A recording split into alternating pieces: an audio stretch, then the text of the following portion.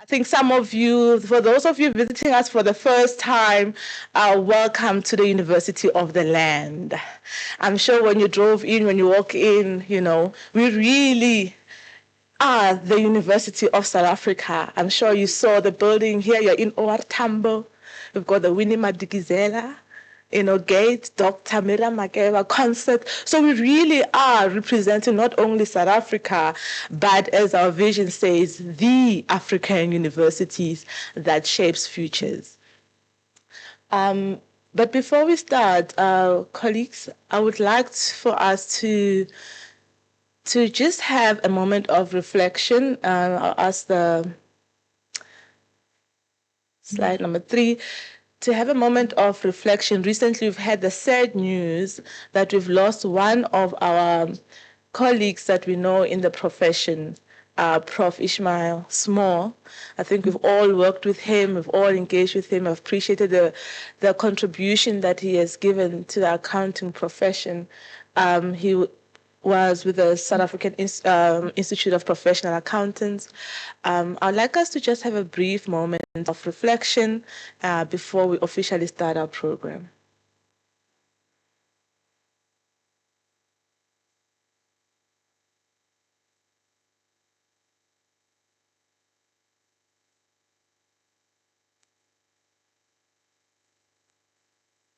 Thank you, colleagues. Really, our condolences are with his family and the South African Institute of Professional Accountants. So before we can move on now to the next item of our program, to the UNISA corporate video. And this sets the scene. It's appropriate so that some of you, the last time you were here with us, who were still an open distance learning university.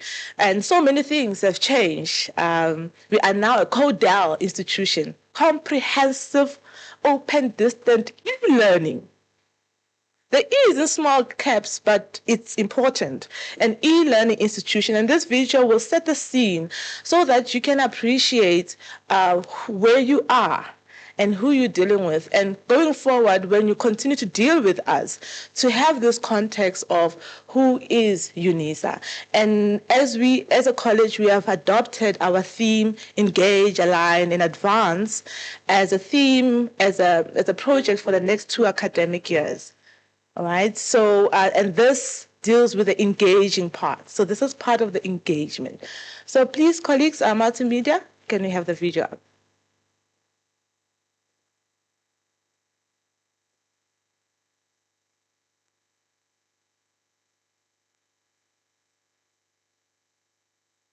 Whatever the setbacks of the moment, nothing can stop us now. Whatever the difficulties, Africa shall be at peace.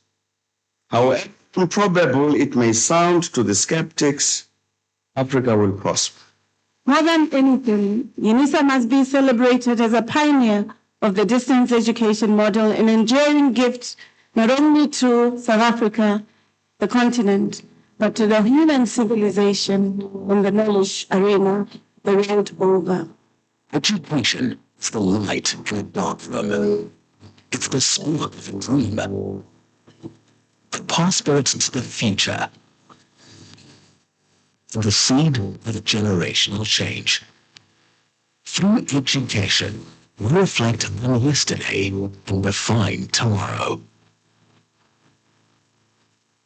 Rooted in South Africa and the African continent, UNISA can truly claim to be the African university in the service of humanity.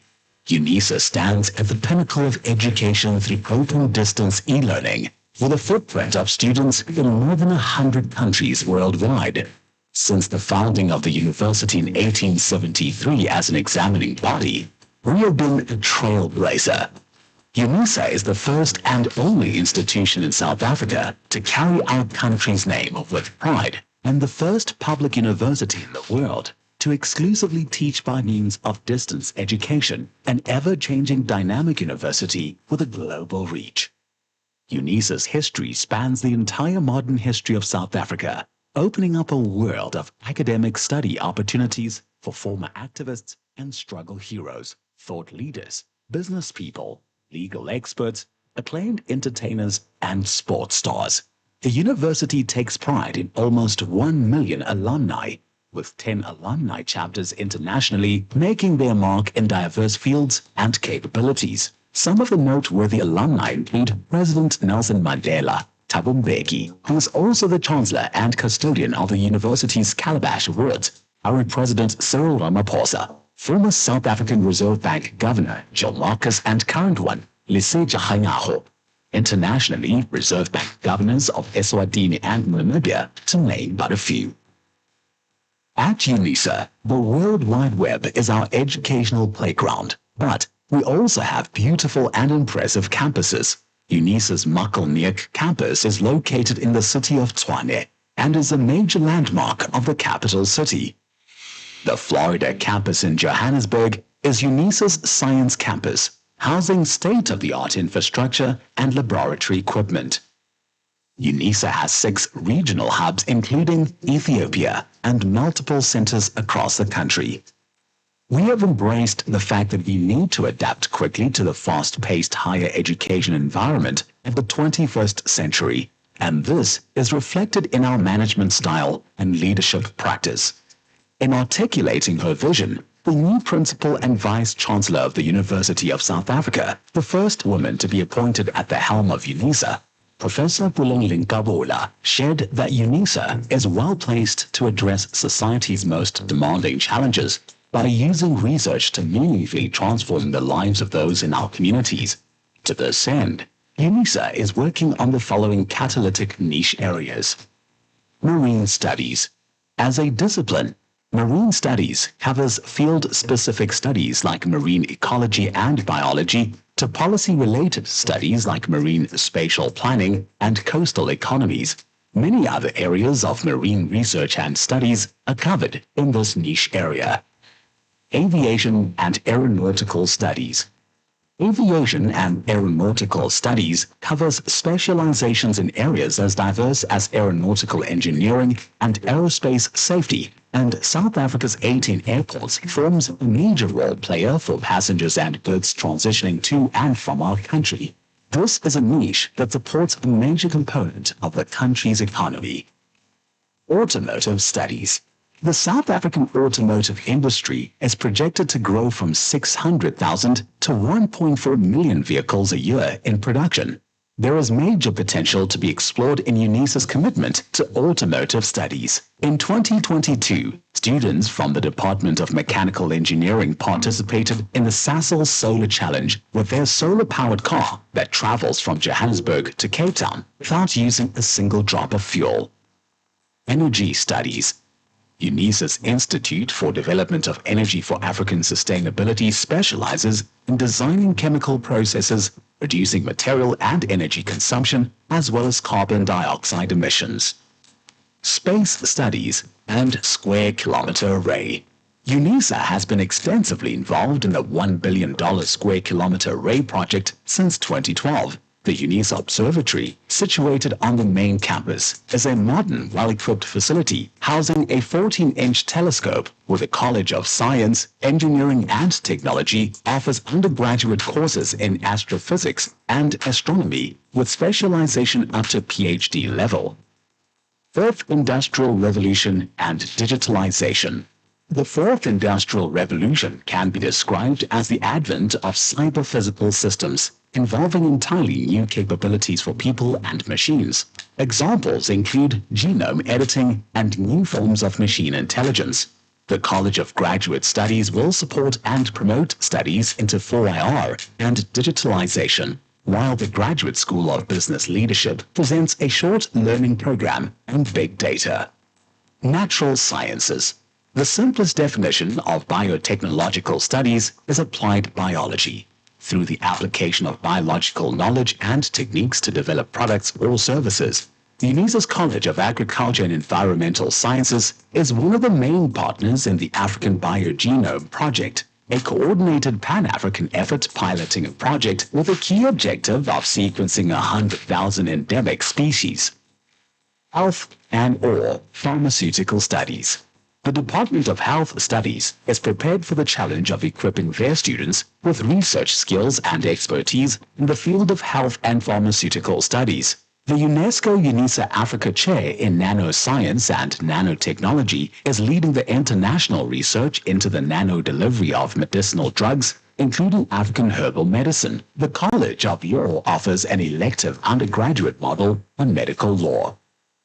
Feminist, womanist, Musadi theorizations. In the College of Human Sciences, the Institute for Gender Studies, the College of Education, and the Graduate School of Business all contribute to the interdisciplinary research into eliminating gender-based violence, homophobia and transphobia, and discrimination against women in the workplace and the political arena. The Institute also uses education about gender as an effective way to achieve gender equality and the empowerment of women. Student support and co-curricular activities. UNISA is uniquely placed to offer creative and radically innovative ways of enhancing student support.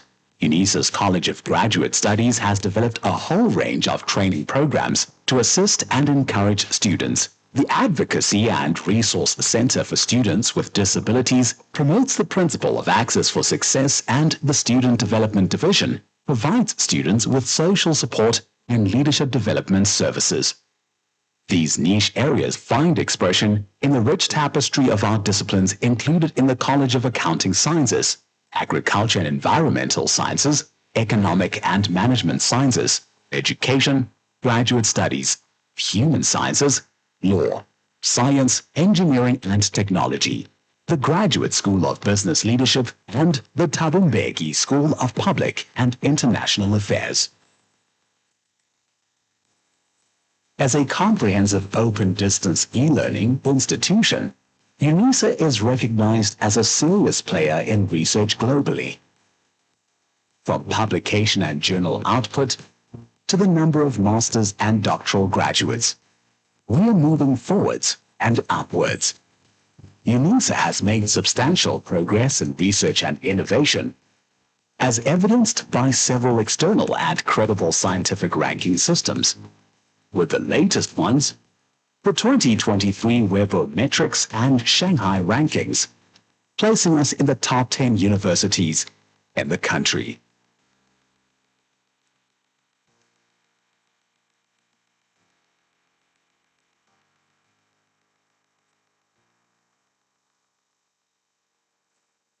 As Africa's leading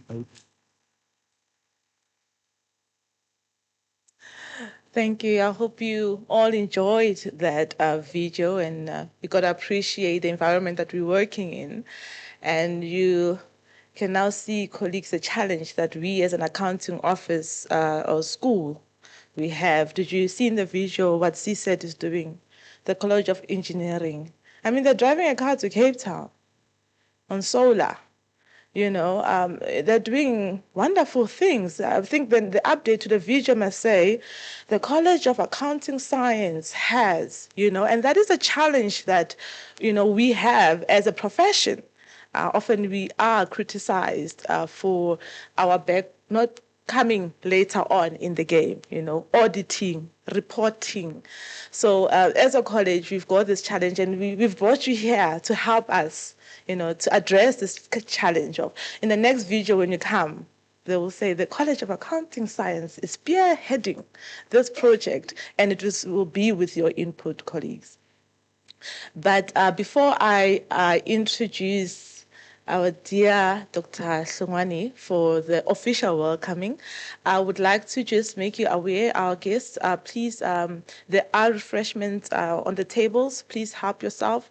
You can stand during the program. I won't find it rude unless, of course, you start making a noise. I am going to call you out. In the college, I am known for, you can finish that one.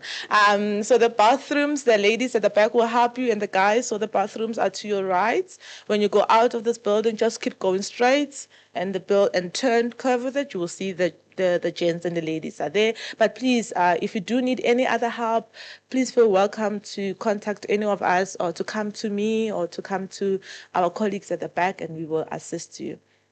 Yes, they're right there at the back. But yeah. I've got a problem with that table, you know. Huh? So we will now welcome Dr.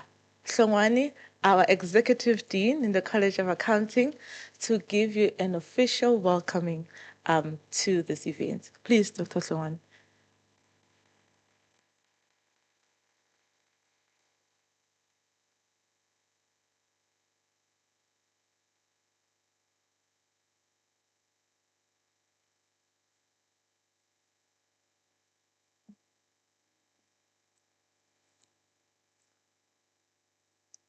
Good morning.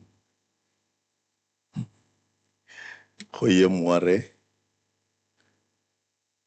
Dumelang. Kgotsong. Sawubona. Ndima Cheron.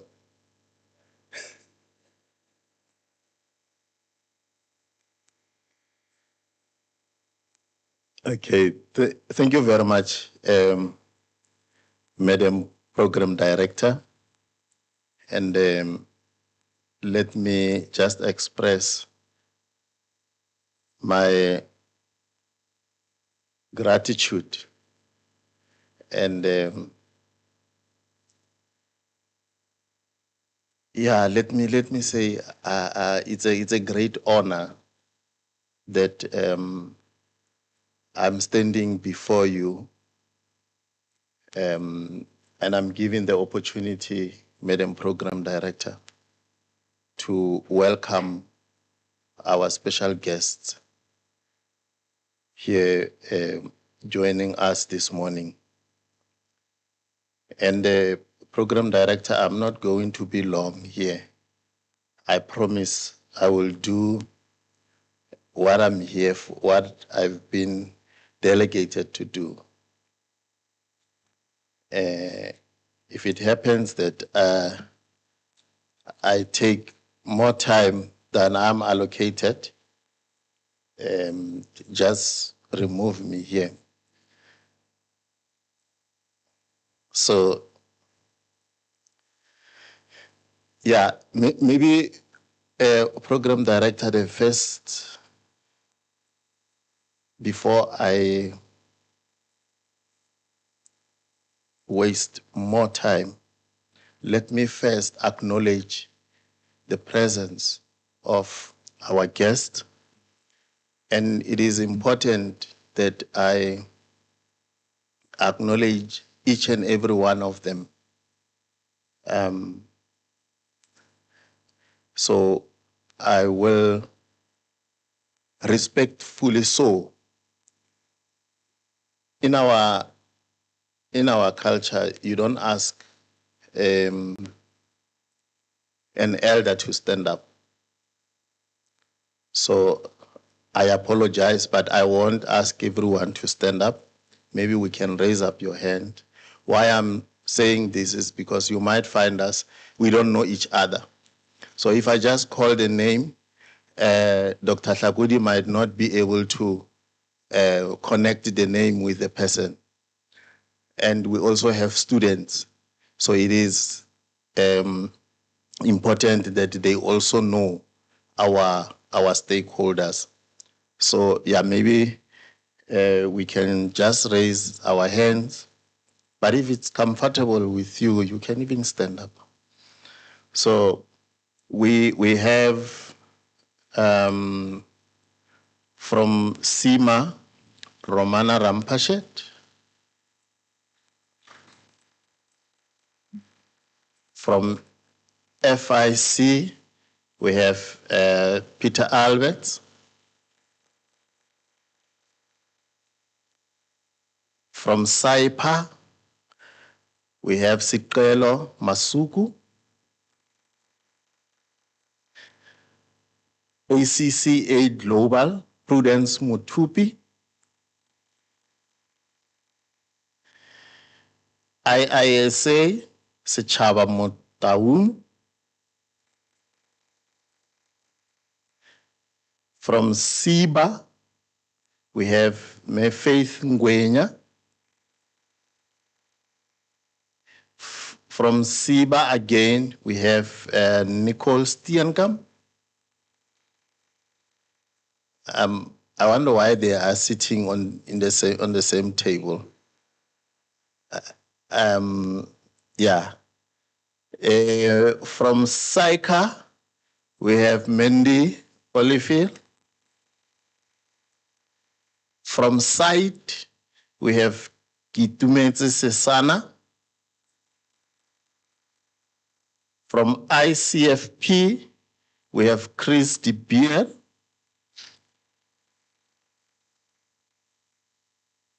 Yeah, okay, I think there are some names that are missing here. They will give me the names, and then before I leave the podium, I will acknowledge some of the guests. And we also have our students here. We have from UCAS, Katleho,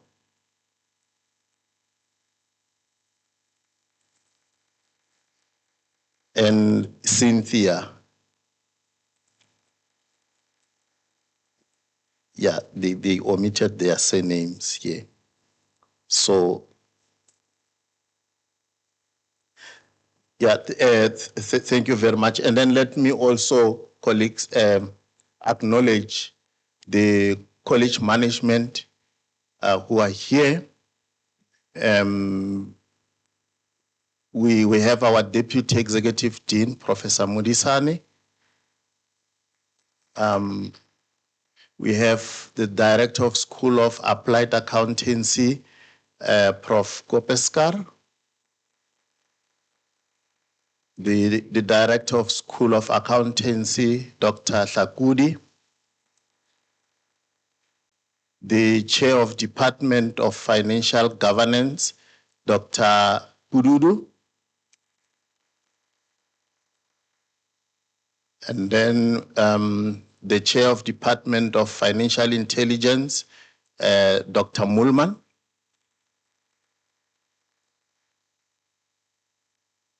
Chair of Department of Financial Accounting, Mr. Mgradi. The Chair of Department of Auditing, Dr. Lehodi. And then representing also the Department of Auditing, we have Mariska Louis. Mariska Edwards. Yeah, okay. I was trying to be smart. And then also representing the Department of Management Accounting, Mr.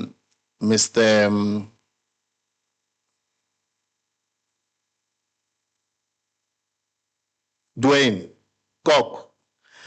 Okay. And then we have also from the Department of Financial Governance, Dr. Masia. Quality Assurance Manager, Mr. Mlungi Sihlongwane. In case you wonder, we are not related in any way. And the coordinator of the Quality Assurance, Mayor Ayanda Matsani.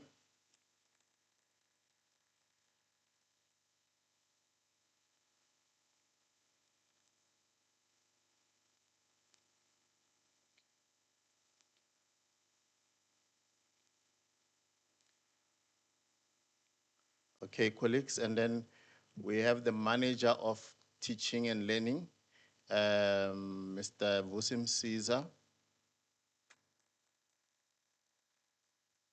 And then we have also our colleagues who are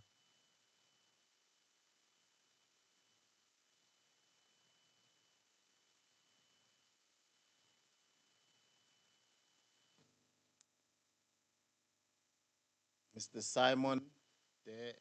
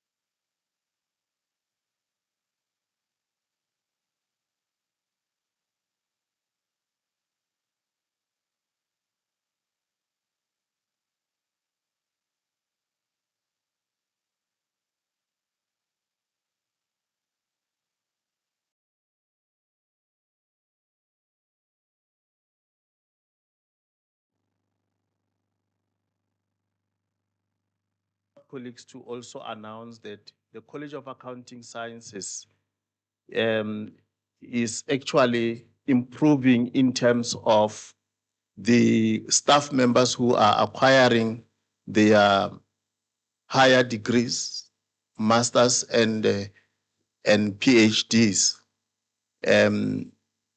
Evidence, our chair of department, she just obtained her PhD this year. Also, Dr. Masia also obtained his PhD. And we have other staff members who have registered for masters and PhDs. And then colleagues, we have 20 registered and accredited formal qualifications ranging from higher certificates, diplomas, advanced diploma, bachelor's, postgraduate diplomas, masters and PhDs. And we also have 10 SLPs, short learning programs. As you may be aware that in terms of the Africa we want, the 2063 agenda, goal number 2, which directs us to a well-educated citizens and skilled revolution underpinned by science, technology, and innovation. And also the Constitution of the South Africa, of the Republic of South Africa, Chapter 2, that gives rights to children to obtain the basic and higher education. And therefore we are dictated as the institutions to comply with the Constitution of South Africa. Now, as UNISA, drawing from the Constitution and the 2063 agenda, we came up with the 2030 strategy. The pillar 1, the advanced technology-mediated quality learning and teaching, in which the key objective is to ensure that 100% of our PQM comply with all statutory requirements. Registration with all statutory requirements and also compliance with in terms of quality assurance, dictations, and so forth. The College of Accounting Sciences, like all other colleges within the institution, is committed to aligning with and contributing to the broader strategic objectives of the university. The institution's strategic plan outlines 10 priority areas, one of which is student support. In 2025 academic year, as we reaffirm our commitment to reclaiming Africa's intellectual futures into the next 150 years and beyond, the College of Accounting Sciences is intensifying its focus on student support and stakeholder engagement. As the largest college of accounting on the African continent and the leading force in developing of accounting professionals in Southern Africa, the College of Accounting Sciences stands as a beacon of knowledge, transformation, and excellence. Our mission extends meaningfully. Our mission extends beyond education. It is about shaping minds, building communities, and driving meaningful change both within Africa and globally. Through our teaching, learning, research, and engaged scholarship, we remain socially relevant and responsive to the needs of the public, the private, and the civil sectors, civil society sectors. In 2025, we renew our dedication to student success by enhancing academic support structures, expanding mentorship programs, and ensuring that every student is equipped with the tools to thrive. The College of Accounting Sciences will continue to prioritize initiatives aimed at reducing student queries and addressing mental health challenges affecting both students and staff. We recognize that education is not solely about acquiring knowledge. It is about cultivating critical thinking, problem-solving abilities, and resilience in ever-evolving world. At UNISA, we empower our students with resources and opportunities they need to transform their lives and achieve excellence. We are all aware of the persistent social challenges that plague our nation and the world. And those are poverty, inequality, unemployment, crime, racism, sexism, and gender-based violence.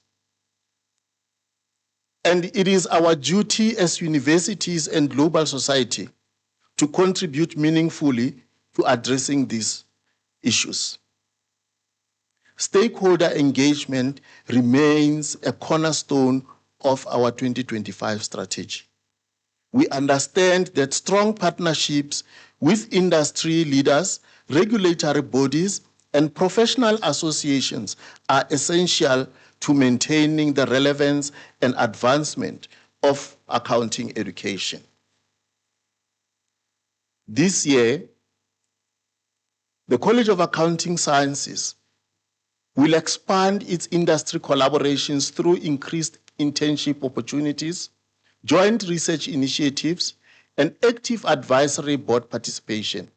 These efforts will ensure our curriculum remains aligned with the evolving demands of the profession, while providing students with valuable real-world exposure.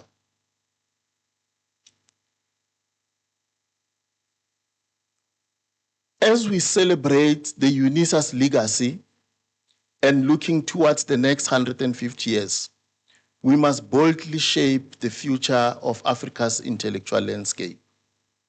This requires innovation, courage, and unwavering commitment to academic excellence and social impact. We also recognize the transformative potential of emerging technologies, particularly artificial intelligence. And as the accounting profession undergoes rapid technological change, UNISA is committed to preparing graduates who are not only technologically proficient, but also ethically grounded. While AI offers unprecedented opportunities for efficiency and innovation, it also presents ethical challenges that must be addressed. Our role is to ensure that graduates are equipped to navigate this landscape with integrity, responsibility, and a strong moral compass. All these need strong partnership and collaboration. We cannot do this alone as the institution or as the college. We need you to assist us. We need you to build this nation. We cannot walk this path alone. In our Setswana, we say ngwana sejo wa tlhakanelo. It means, Dr. Molman, can you translate? Oh. It means it takes a nation to grow a child. So, by So saying, colleagues, I know that my role was to come and say, you are welcome. And you are welcome. Enjoy. Let's enjoy the discussions and learn from each other. Most importantly, I think as the college, we invited you so that we can learn from you because you are the expert of this industry. And you are the one who will guide us. What kinds of graduates must we produce? What are the skills that you need as the industry experts that we must produce? So hence, we need you more than anyone else. So colleagues, you are welcome. Enjoy. Thank you.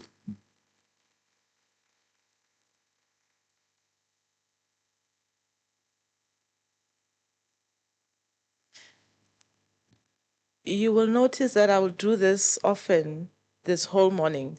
I will go from to this. We like a certain height of men in our college. So you'll notice when they come here, and I put on the heels intentionally. Thank you to our Executive Dean, Dr. Songani. What else can I say after that? You know, as UNISA, we do always pride ourselves in bridging the gap, the social gaps in terms of giving education and upskilling the nation. And in the College of Accounting Science, we have trailblazed the diversifying the profession in accounting. However, we could have not done it without you colleagues here guiding us. And Dr. Tlongwane, I must apologize. I blindsided you. I did not tell you of the hybrid event that we're having. So we do have colleagues on online. It is my fault. We've got Dr. Chano from the Vice Principal's Office, Teaching and Learning. He'll be addressing us shortly. Welcome, Dr. Chano. It's my fault. And now we've got Nathir Osma, I think, also online. Please welcome colleagues, everybody online on YouTube. Some colleagues are joining us on the YouTube channel. You are all welcome. The colleagues, if you don't, I hope you feel welcome. I mean, if you do not feel welcome, come to me. Okay, by now, I mean, we've called you out by names and, so really thank you, Dr. Tlongwane, for that. I'm looking at my boss and he's looking at my laptop. Um, he wanted me to say something. Sorry, colleagues, I forgot. But so for now, let's continue with the program. And as we look at the program, Dr. Jana will address us now into the role of stakeholder engagement within the institutions. However, the program, as you will see, colleagues have sent it out last week, it's intentionally structured. There is no Q&A in between. And the reason is that I've given you little notebooks for those who are still like the paper and the cutting of the trees. But for you who likes the electronical, please put down your notes, okay? And when we have the discussion later on, we'll have a Q&A on the presentation and then an open discussion. And the reason is that we want to show you more of UNISA and our college and to help you appreciate the space that we operate in. We are quite unique. We are a public university offering our programs online. And so when we discuss issues later, I would like to get feedback on how we can align, we can work with you in the environment that we so uniquely operate in. Okay, and it's intentional. So I'm not going to say, are there any questions in between the presentations? We're just going to keep it moving, and then we'll have the questions in the discussions. So with no further ado, I'm going to invite Dr. Nikki Jano. He, unfortunately, cannot be with us today. Fortunately, he's attending a conference, envy him. So he'll be joining us online, but he'll be presenting live. Dr. Chano?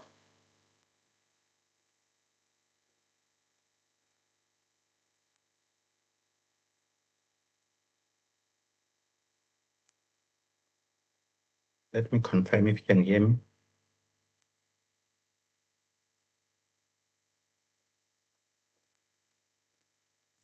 Yes, we can hear you, Dr. Chana. We can hear and see you. Thank you very much. Go ahead. Perfect. Thank you so much. Also sharing my screen, and hopefully you are able to see it. I was asked colleagues to talk about the role and importance of stakeholder engagement in our higher education space, and it is my pleasure to be with you. Unfortunately, due to competing demands, I could not be there in person, but I must say I enjoyed myself last time in July when we were having our stakeholder engagement breakfast and we're able to interact with our stakeholders. And let me also stand on the protocol that has already been observed.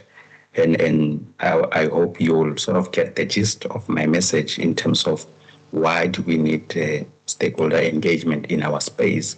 And then as I start with a rhetoric question as to why it matters, and one is already thinking to then say, when we're getting the invite, what is UNISA going to tell us? What is expected of us? And I think that is a critical question because most of you will have left your important activities, especially on Friday, that you will have want to wrap up before weekend. But then you chose to come and engage with us, and we are really appreciative of the gesture. But in my attempt to respond to this question as to why stakeholder engagement matters, it is because we are observing a new agenda.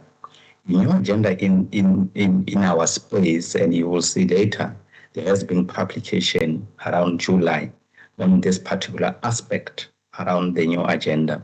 But it is a new agenda that is affecting higher education landscape, especially with the postmath of the COVID-19 that has sort of disrupted most of us, but also 2008 and 2009 global financial crisis that has also affected the corporate governance landscape, but more so that we also have social ills in our space that are affecting us. And we then pause and ask, what is the role of universities if all of this are happening?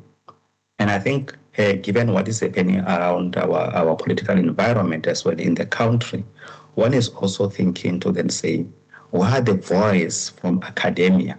So much so that we hear a lot of things that are happening. It could be Madlam, it could be the portfolio committee, the SAPS, higher education, and you name them. So then say, where is the academic voice in all of this that are happening? Could we not have circumvented them through advices that the public sector or private sector? But if that notion is held, it then now portrays the higher education or academic voice as the only voice, and that is not necessarily the case. The new agenda then indicates that there are changing role of university just beyond teaching and research. And traditionally with teaching and research, there was only one direction with which the knowledge or epistemic justice has been transferred.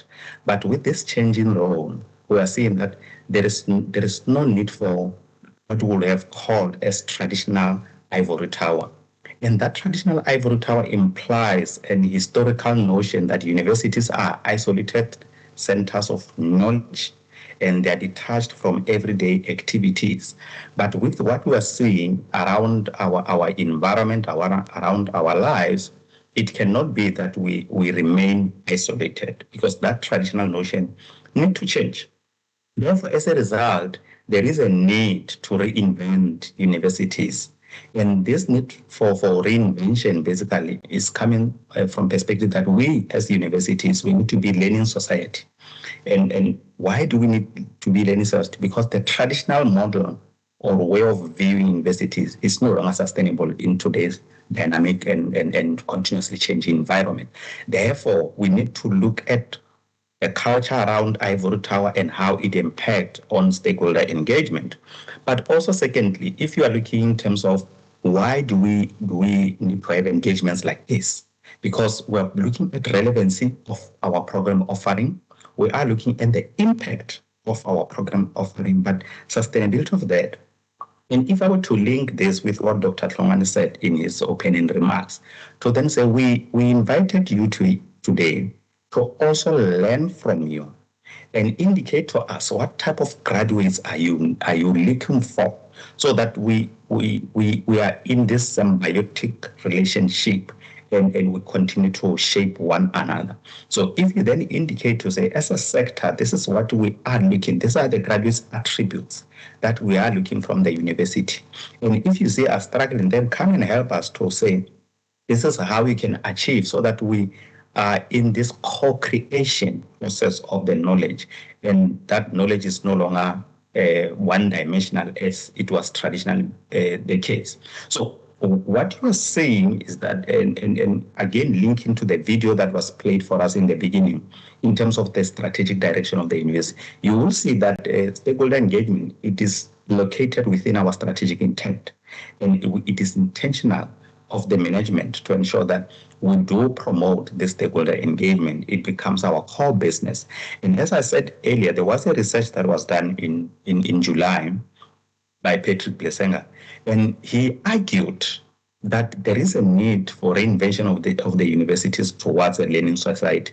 And he was sort of arguing that towards 2030 Sustainable Development Goals. And as we know, about 5 years or so before we look back and say, have we achieved what was intended or targeted for in 2015 when these Sustainable Development Goals were being purported. But also, if you look in terms of Sustainable Development Goals, if I can just quote the one that is directly related to our core business as a university, Strategic Goal 4, it talks about quality education. As we are reflecting, as we are co-creating this knowledge and epistemology, can we then say 5 years later, as we look back and say, in this 15-year journey, have we created, have we contributed to quality education? And that is why, as I said, this is a particular important aspect of stakeholder engagement is located within our strategic intent. And the program director also, when she opened, she talked about the mission and vision of the university. And if you look in terms of what we aspire to be as far as our long-term vision, the African University shaping futures in the service of humanity. And I'm not necessarily in a strategy management class where I can unpack each of those elements, but suffice to say the 4 points that you see there are how we are going to and how we continuously try to respond to the quest for stakeholder engagement, how we ethically act, and in how we to take accountability and responsibility for our action together with our stakeholders. And that is why, as a public university, we've got external auditors that are coming and looking at the work that we are doing to say, are we living to this expectation? And of course, there need to be a change in mindset in terms of how we see audit. Audit is not there to say we want to find fault and we want to celebrate your fault, but it's to say, how can you do this better within ambit of ethical and responsible and accountable leadership? In terms of innovation and excellence, again, you will have heard Dr. Thoman talking about our strategic intent in terms of the 10 priorities. And then those 10 priorities, we call them catalytic niche areas. From marine studies, from 4IR, from student support that you also emphasized more, and aviation. So this is how universities trying to say, we want to innovate, we want to excel in the program offering, but we also want to contribute to the skills development of this country. In terms of student support, we are on a continuous basis looking at how responsive can we be as far as student queries are concerned. And number 10, in terms of those 10 priorities, is looking at co-curricular and student support. Dignity in our diversity, and we are looking in terms of the transformation agenda of the university. How transformed are we? Are we balanced in terms of age, ethnicity, gender, and so forth? And we have to appreciate that we are coming from different background and diverse background, context, and so forth. But how do we coexist in that diversity? And how do we respect each other in that diversity? But that cannot happen without engaging each other, without finding a common place for each other. So this is how stakeholder engagement is sort of embedded within our strategic intent. And if you look in terms of how we then operationalize this, in our 2021 to 2025 strategic roadmap, it was intentionally indicated that we should have a stakeholder perspective, as I'm emphasizing it there. And how do we then measure our progress towards that stakeholder perspective, we have to look in terms of number of capitals, be it reputational capital, the amount of attention that we get in the media. In all likelihood, we are looking forward to a positive media coverage and so forth. But of course, in some cases, there are negative media coverage. Some in our control, some not in our control. But and that's how we measure to say, how are we gravitating ourselves towards stakeholder engagement? In terms of the access capital, social and relationship building capital, and we continuously review those as part of our strategic plan and operational plans to ensure that we meet them, but we also live to our mission and vision of promoting stakeholder engagement. And as you can see in terms of these roles, in terms of improving student retention is one of those goals. Enhancing student success rate, which is related to strategic objective 1.1 of the university. Growing postgraduate component, and that's what we're referring to then say, how do we strengthen our graduate attribute in terms of their contribution to the sector? Improve student satisfaction index, accredited qualification, quality qualifications, program offering that is online and that is comprehensive in line with the comprehensive nature of the university or the model that we are having.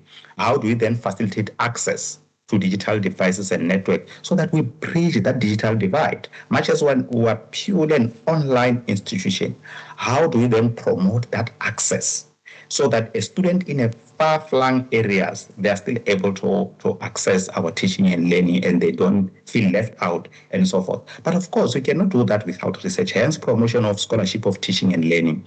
And the last row is about how do we then grow our research. Dr. Thawan also reflected on how the college is now growing, the number of colleagues with PhDs and so forth. But how do they cascade upward the ladder from being a doctoral candidate to graduates and to professorship, and how that assists the sector in turn? And you'll then see in terms of our strategic agenda 2030, there is a bold move beyond ivory tower, and that is why stakeholder engagement is integrated in our performance agreement. And you'll see later, especially KPA 4, where all managers are expected to report how they're engaging stakeholders. But it's not about how they're engaging, but the impact of that stakeholder engagement. And that is why there is a metric for measuring our success, because as the managers are succeeding, then the university is also succeeding. And we also have engaged scholarship. That becomes more important to take the knowledge that we have from the ivory tower, as traditionally it was, to the communities, but also co-create knowledge with those communities. And that is why some of the lecturers that are leading community engagement and engaged scholarship project, they do publish with the very same members of the community, because this is the part of co-creation. But that is also part of saying we do acknowledge that we are no longer an ivory tower, but we must be partners in this co-creation. So we are also seeing, yourselves as partners in this journey that we are trying to walk. We cannot walk alone. We have to walk together. And that is why we also indicated that it is linked to performance agreement of staff members so that they are able to indicate how are they living up to that. But what underpins this particular agenda, it becomes our strategic pillars that are there in the annual performance plan. The annual performance plan be our strategic tool to indicate to the vice chancellor of the university, to indicate to council, that is more like our board, and also to indicate to the Minister of Higher Education, to regulatory bodies such as Council of Higher Education, CHE, the South African Qualification Authority, and also yourselves as professional bodies. All of those are important stakeholders that we have to ensure that we do have a collegial relationship and more impactful relationship. But for us to achieve that, we have to come up with pillars. And those pillars are, in a way, direct metrics for us to measure how are we improving on our external collaboration. And if we're not improving, what are the improvement initiatives that we're putting forward? So with engaged scholarship and community engagement, as I've already indicated, is one of those pillars. Advanced technology-mediated learning and teaching is one of those. And this is where now student success rate, offering accredited and compliant qualifications, transforming our curriculum more so in line with African agenda, and looking forward to Agenda 2063 and UNGC Sustainable Development Goals, increasing research output, strengthening student support, because we do hear our students now and then complaining in terms of them being under-serviced or poorly serviced. And that is why we have it as a strategic pillar, so that each and every colleague, including the administrative support, to understand how we should support our students and how we should also increase the student satisfaction index of our students. Most importantly, the last one being resourcing the future. Resourcing the future aligned to that sustainability that I mentioned in the very second slide. So then say, this model of the university, we must make sure that it is sustainable. It is here to see future generations, so that even us who will not be here, the upcoming generation should be able to build on the very same model that we will have left. So you'll see that we are intentional in terms of stakeholder engagement. And that is why it is also reflected in our value proposition model, our business model. And as you can see, the key partners there, you are included as professional bodies, you are included as outside authorities. Some of you are alumni of these universities. Some of you are funders or donors of this university. And that is why it is important that you have to be reflected as our key partners in this particular journey. And that those key partners are not going to exist in isolation, but we must build continuing customer relationship, so that we are developing the sense of trust, but we are also now building a good rapport with the employers, because it is these employers that are going to recruit our students. And if they are going to recruit our students, there must have been that alignment.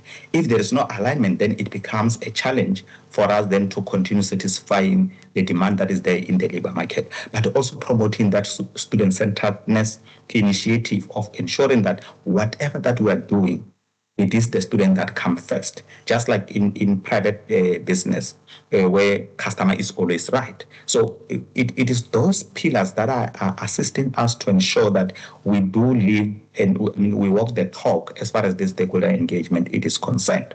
And for us to do that, we need to be an engaged university, not a university that is isolated, not a university that is somewhere out there and it does not read the room insofar as what is happening on the ground. And that is why we are aligned to the continuous shift, as Patrick indicated in that July publication. But we also need to look in terms of enhanced learning and social impact and relevancy of our program offering. So communities are at the center or echelon of this particular engaged university model. Students are also coming there, and we need to understand their needs, because students are coming from communities. One could argue to say, but you just said your student-centeredness, but you do not have a student at the center. Students are part of the community. They are coming from the same communities that we want to impact lives. So by targeting communities, by extension, or through a derived approach, we are also targeting students through the sector, and it could be public sector, private sector, and higher education landscape abroad. And also our peers, who are our sister universities, whom now and then we change best practices, we change ideas, but we also collaborate in many fronts. It could be research, it could be innovation, and so forth. And the institution here is looking in terms of the council, who are providing the oversight role, and to ensure that we do not engage in what we call mission drift, but we are still on par with the mission of the university. So in line with the theme of today's discussions or breakfast engagements, so to say, how do we engage? How do we align? How do we advance going forward? So we draw back to that learning society to then say, if we want to achieve aspect of learning university, we have to be active participants, but we cannot be active participants alone in this journey of continuous learning and problem solving beyond these high buildings that you have seen and that you are into it. So for us to be active participant, we need to then foster a reciprocal relationship with the communities and stakeholders, and recognize that knowledge creation and dissemination is not a one-way street, but it is a symbiotic, or one can say a two-dimensional kind of relationship. And also for us to remain relevant and impactful, we must proactively engage. We shouldn't wait when things have went south, but we must proactively engage and adapt and co-create solution with the external partners. And this is how we are then saying, if we are looking in terms of what is happening in the country, how do we together come up and join hands together to solve the problems, the social ills that we have? It could be crime, it could be unemployment, it could be poverty. And some of the initiatives that are coming through Engage Scholarship projects and strategic projects is one way of achieving this, so that we are doing the work for society, but we are also doing the work with the society. So as I'm about to wrap up, I'm looking at the time. The key takeaway is that our strategic intent is actually having this orientation of stakeholder engagement. And we also have to ensure that our Engage Scholarship policy is a concrete step to ensure that we remain relevant, we remain impactful, and we are deeply connected to the communities that we serve.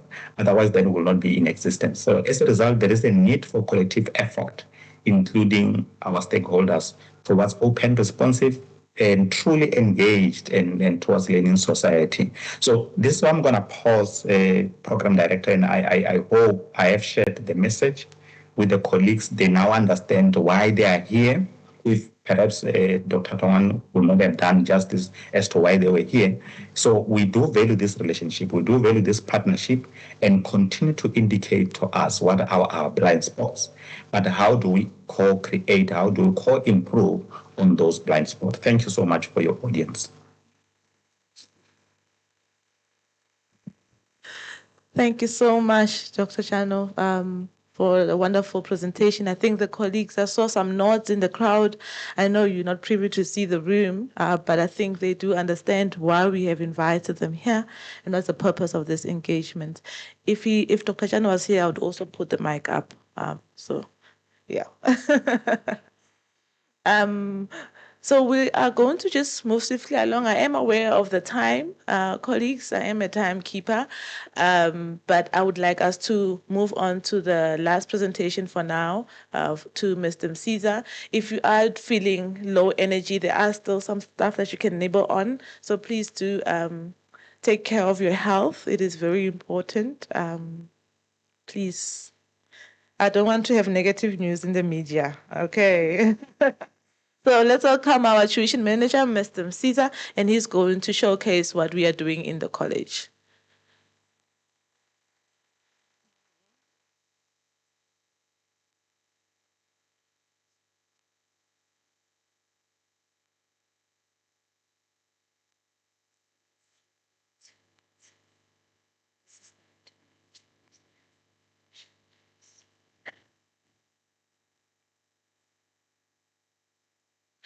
Colleagues, good morning.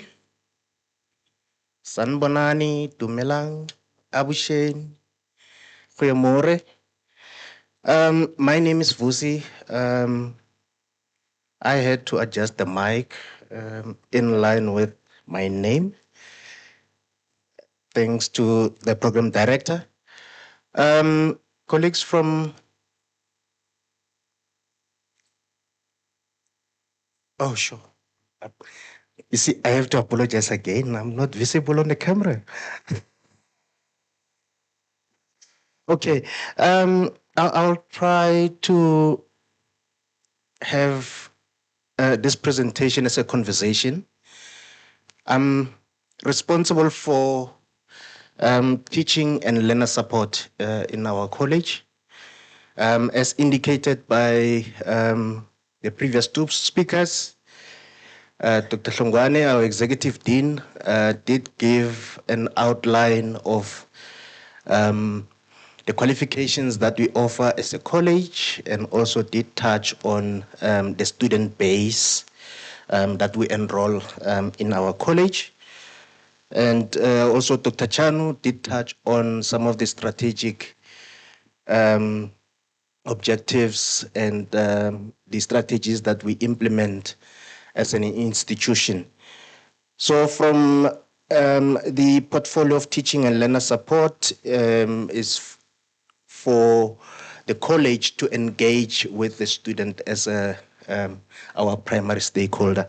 So I am there to facilitate and coordinate that process.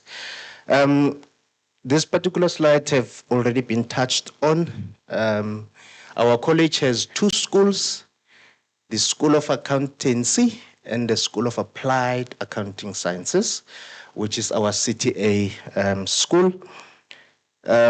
In the main, we operate within the 4 disciplines of financial accounting, management accounting, taxation, and auditing. That is where our core business lies. And we also do have the short learning programs that we also offer to our communities and our students, and also the workers, those who are looking to obtain certification for their experiences in the workplace. Looking at the annual enrollment, roughly we have about 37,000 students every year. That is what we register in our college. And also then we will also have students that have enrolled with other colleges that are making use of our modules, that are making use of some of our qualifications. So as you can imagine also, we do have a very diverse or a very geographically spread student base. We are all over Africa. In some instances, we also do have students across Europe and America who are enrolling for our programs and qualifications. And then looking at the economic activity of some of our students, in the main, our students are unemployed, the majority of them. We also do have quite an enrollment in the working class that are upgrading with us. Some of them are finalizing the qualifications that are unfortunately maybe pending because of one reason or another. And we also do see that the enrollment that we have on annual basis, it's becoming younger and younger. And many of those are essentially then enrolling with us on full-time basis, because those are the students whom we see in our campuses every day. Those are the students we see in our libraries. Those are the students who are consulting on with the academics on daily basis. Just an overview again on the PQM. This is the program qualification mix from our college. Dr. Tlongwane did touch on this. We have programs starting from higher certificate all the way to the PhDs. And also we have few short learning programs as indicated. It's about 10 at this point.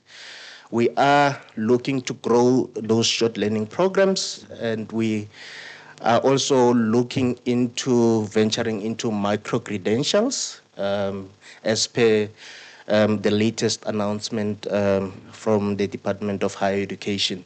So that is also a space that we are moving into as a university that will run parallel with our formal programs. And then just touching on the keeping our programs and our modules up to date. We do have policies that guide that process of updating and revising our programs, including the modules. Currently, our programs must be revised after every 5 years. We are also required to revise our modules after every 3 years. And there's also these triggers that I've listed there, being yourselves as professional bodies, with the competency frameworks that you announce, that will then also trigger the revision or the updating of our modules and programs. Mr. Tlongwane will be touching on this in detail. And we do also embark on employability survey with our employers. I'm sure yourselves, you're amongst the stakeholders that we survey, and commerce and industry, just to see the position of our offerings as a college. So that will also then filter in on the revisions that we undertake as a college. I just want to also speak on this aspect of recognition of prior learning. This is what we are embracing as an institution, to reach out to some of those of our colleagues, those who are employed, who might have missed an opportunity to go through a formal education, for them to be recognized for their experience, maybe to be also allowed to can then enroll for those formal programs with a view of qualifying and having formal certifications and graduations. So this particular process, essentially, it applies both at the qualification level, and it does also apply at the module level. So we do recognize the learning and experience of our applicants, to credit or to exempt them for a particular module in our curriculum, and also to perhaps gain admission into one of the qualifications that we offer. Largely, the age, it's about 23 years that we take into consideration, and a period of about 3 years of active experience. I did indicate that it applies both at the qualification level and at the module level. I've already touched on this one, just in terms of the internal processes within UNISA, as far as the processing of the applicants or applications for this recognition of prior learning. Usually it takes about a 3-month period for us to can ensure that the application is evaluated and adjudicated accordingly, and the student is then able to register. But we do have certain modules wherein RPL is not applicable. Some of these modules are the signature modules that we have in the colleges.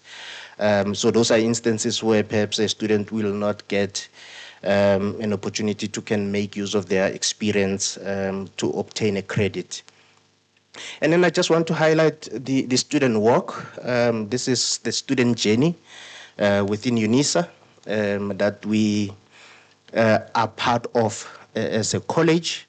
The process starts from the choosing and the application period by the student to enroll with the college or to enroll with the institution. And then there will also then be the next process of registering the student. Then there will be the college responsibility of teaching and graduating that particular student. And then there will be then the celebration at the end, wherein then the student will walk the red carpet. So we have to be part of this entire process as a college.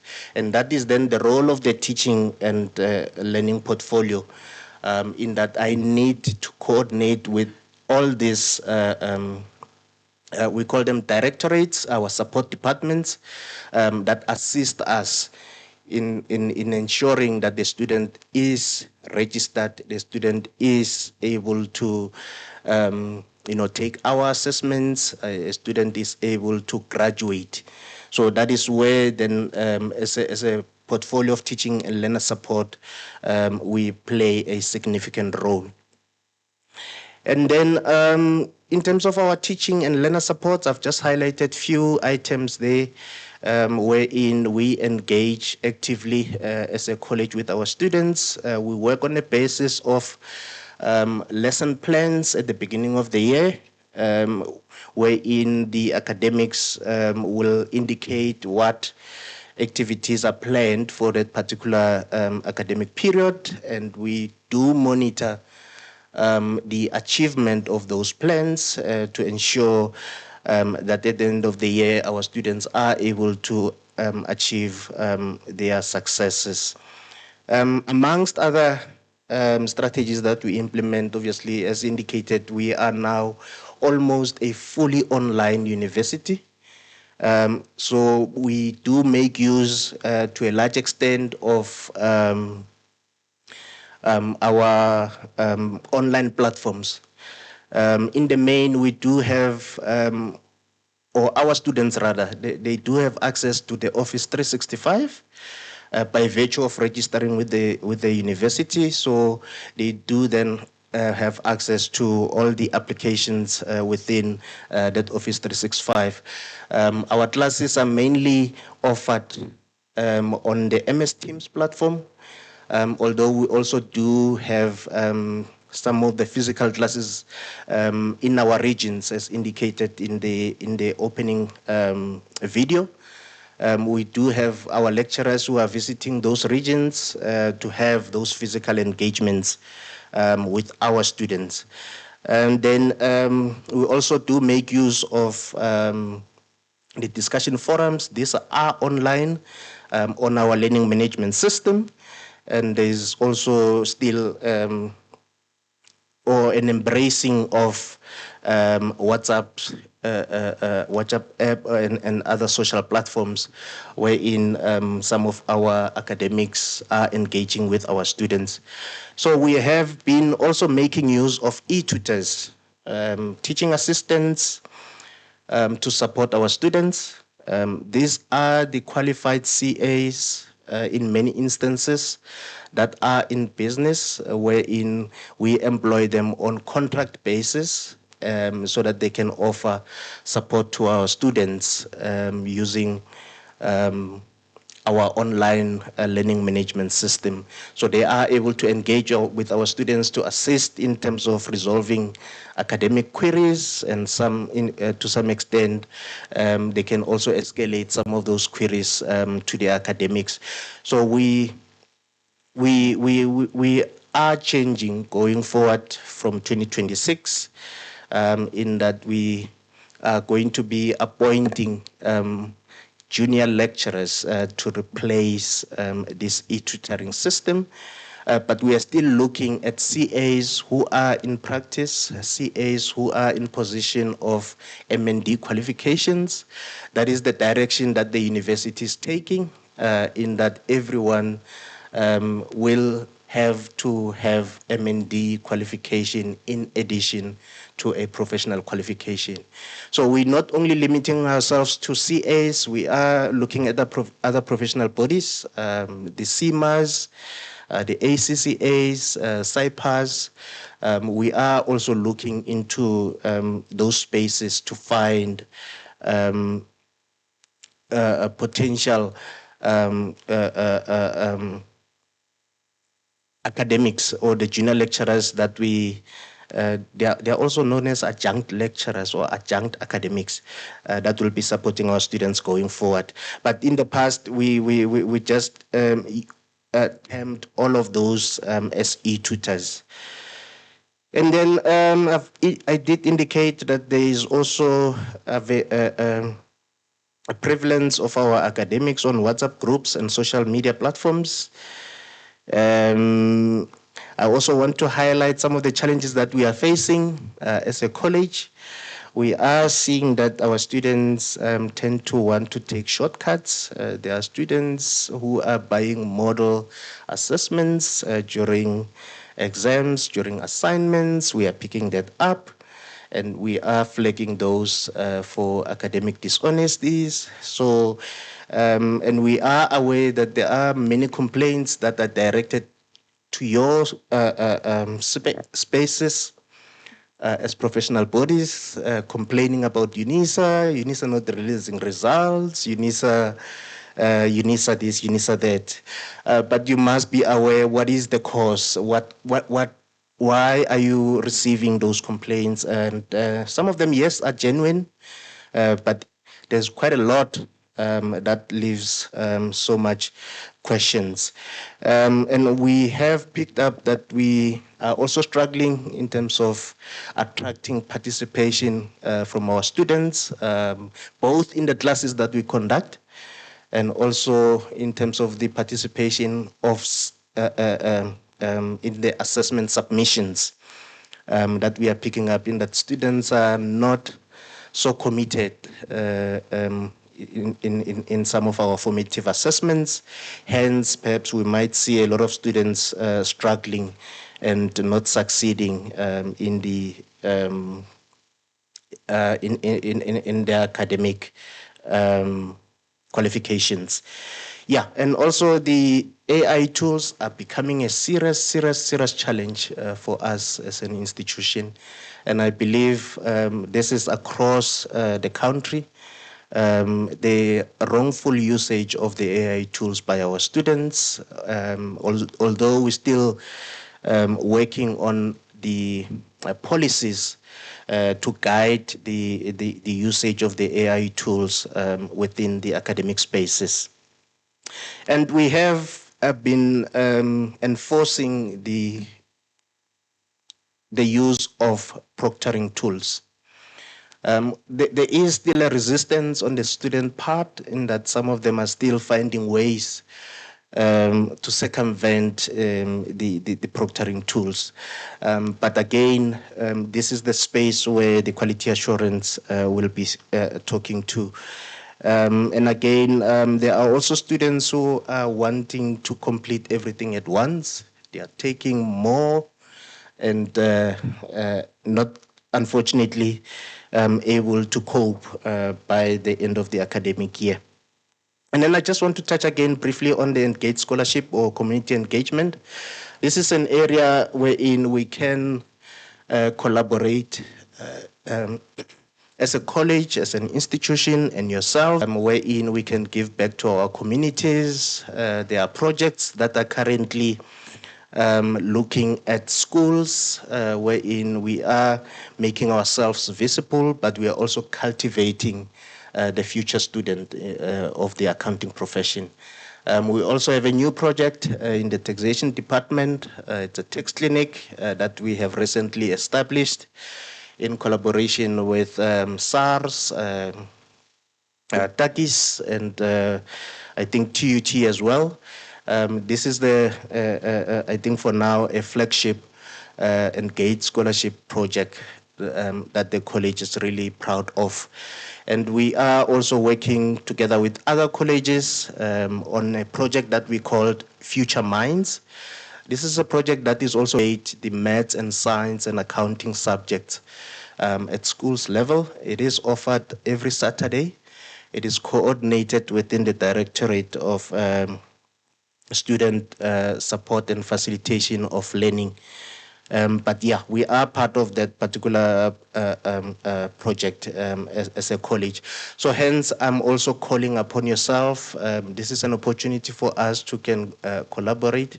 I'm sure there's many other projects that together we can look into. And this is also for those professional bodies, I think, that are still wanting to grow their brands. We are here for that purpose. I think we are closer to the students, and we are able to allocate resources that can then perhaps optimize the reach for some of your professional programs and designations. Yeah, let me take the opportunity to thank the program director. Hey, he's been looking me with another eye there. But thank you so much for your audience, colleagues. Much appreciated. Thank you, Mr. Caesar. Did you notice how he just ignored me, yeah? Yeah. And I'm this tall. I'm not going to say anything about short people. I don't want to get into trouble. But if you're a tuition manager of a college as big as ours, we've got 37,000 enrollment on average. That's as big as some institution. And the fun fact is we are below even 1% of the university's enrollment. We are the smallest college.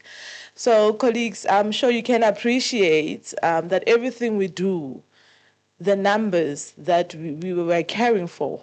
That should give a special appreciation for when we speak about collaboration, what the access that you have when you collaborate with UNISA, the reach that you have when you collaborate with UNISA.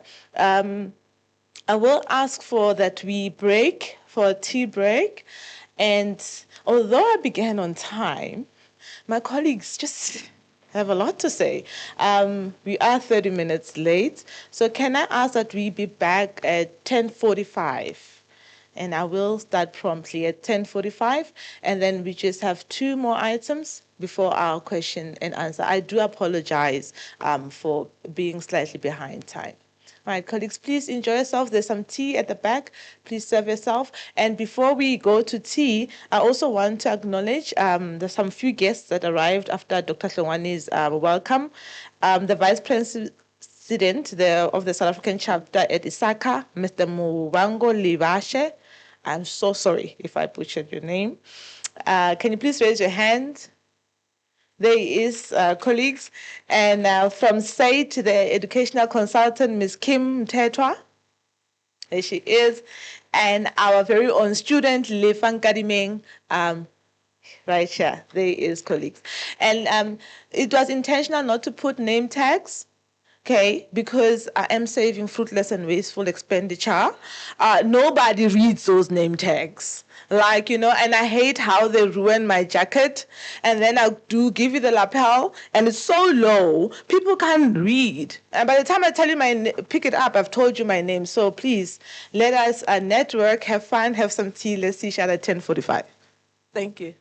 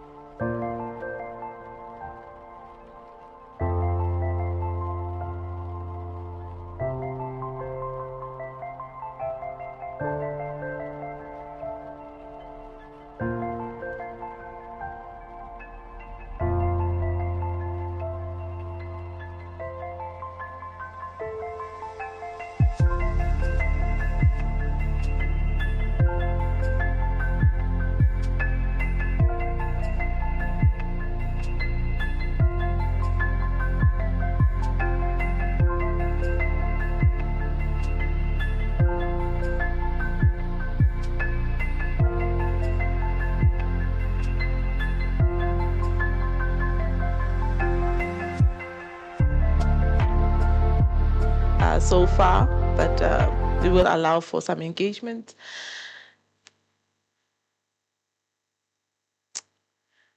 Our next session is an information session. Mr. Hlongwane, our quality assurance head, is going to just give you a glimpse of the programs that we have presented to you, how our accreditation landscape currently looks like. And I think you find this presentation interesting to see the potential where you can further collaborate with the college within the programs that we currently offer. And then he is my boss, he is my line manager. So I hope he keeps to time, because I mean it's November, December, it's performance measurement time. So I don't want to be marked down for removing him from the stage. So Mr. Hlongwane, please, we welcome you, come to the stage.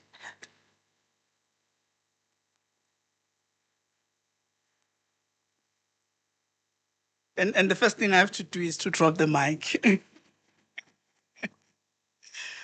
Is it morning? Good morning, colleagues.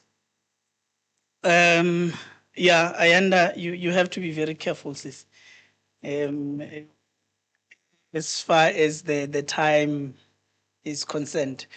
My name is Mlungisi Hlongwane, as indicated, and I have this honor and the privilege to stand before you.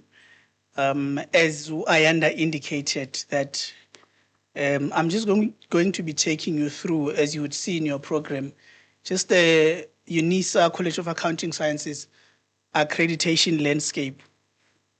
And I think I was just joking with Dr. Hlongwane there, saying he stole most of my points. And therefore, it would be very difficult then to dispute that we are not related, because otherwise, how would he have, had sight of that? We need to be very careful around this madlanga and ad hoc. So I don't want to find myself in trouble. But colleagues, as I indicated, it's a continuation of what Dr. Hlongwane would have said, what Dr. Chano would have said as well around the importance and how we view our professional bodies. I think I'll still refer to accreditation, but I know that there might just be some disputes there around accreditation versus endorsement. I will leave that to the experts. So if I'm using any of those, please just forgive me. I'm still, attached to the accreditation bodies part. And then Mr. Msiza also would have provided just a landscape in terms of our qualifications, and I'm going to be focusing on the accreditation part. So if I'm to move to the next slide, and again, the points that would have been covered by my colleagues, I'm not going to touch on them, but maybe let me start on the importance of professional bodies. And I know Dr. Chano spoke highly or at length about the importance of strategic partners. And he says the professional bodies are categorized as part of our key partners if you look at the university strategy. And at the center of that strategy is this engagement, the stakeholder engagement, because really we cannot do much without really partnering with the stakeholders such as yourselves.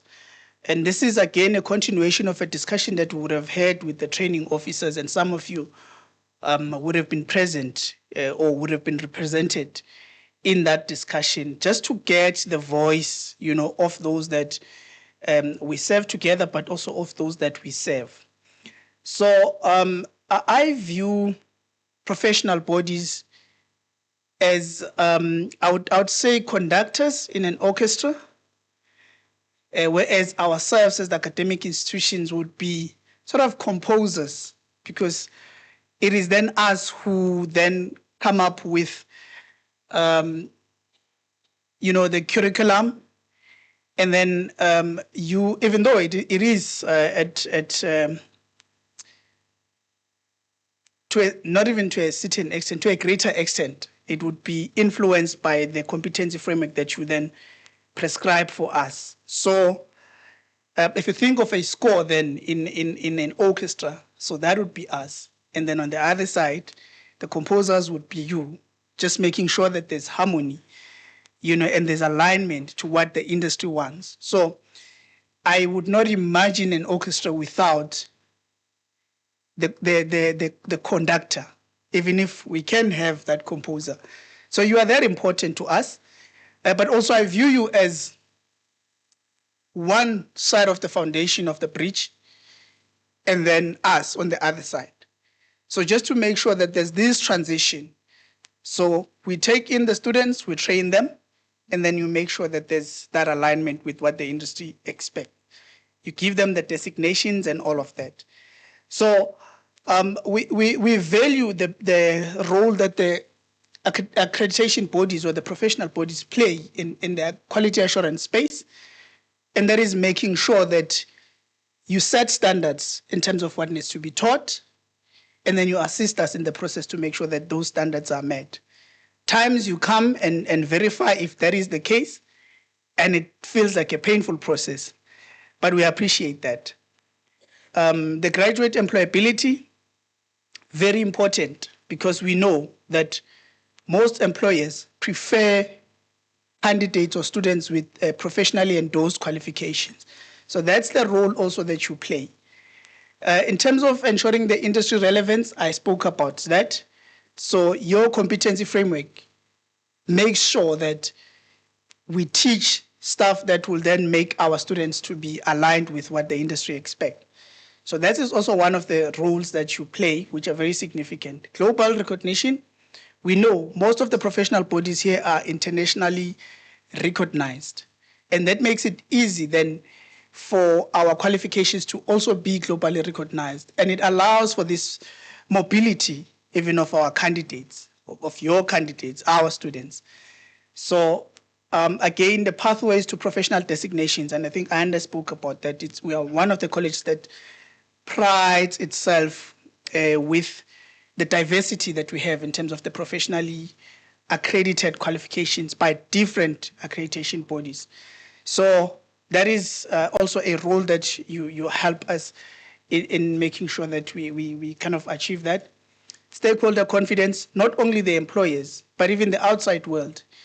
If they know that we are accredited, I'll make one example by ACCA, for example, then it adds credibility. It adds that element of trust, to that graduate, because then they would know that they would have gone through a rigorous process for them, or call it tried and tested.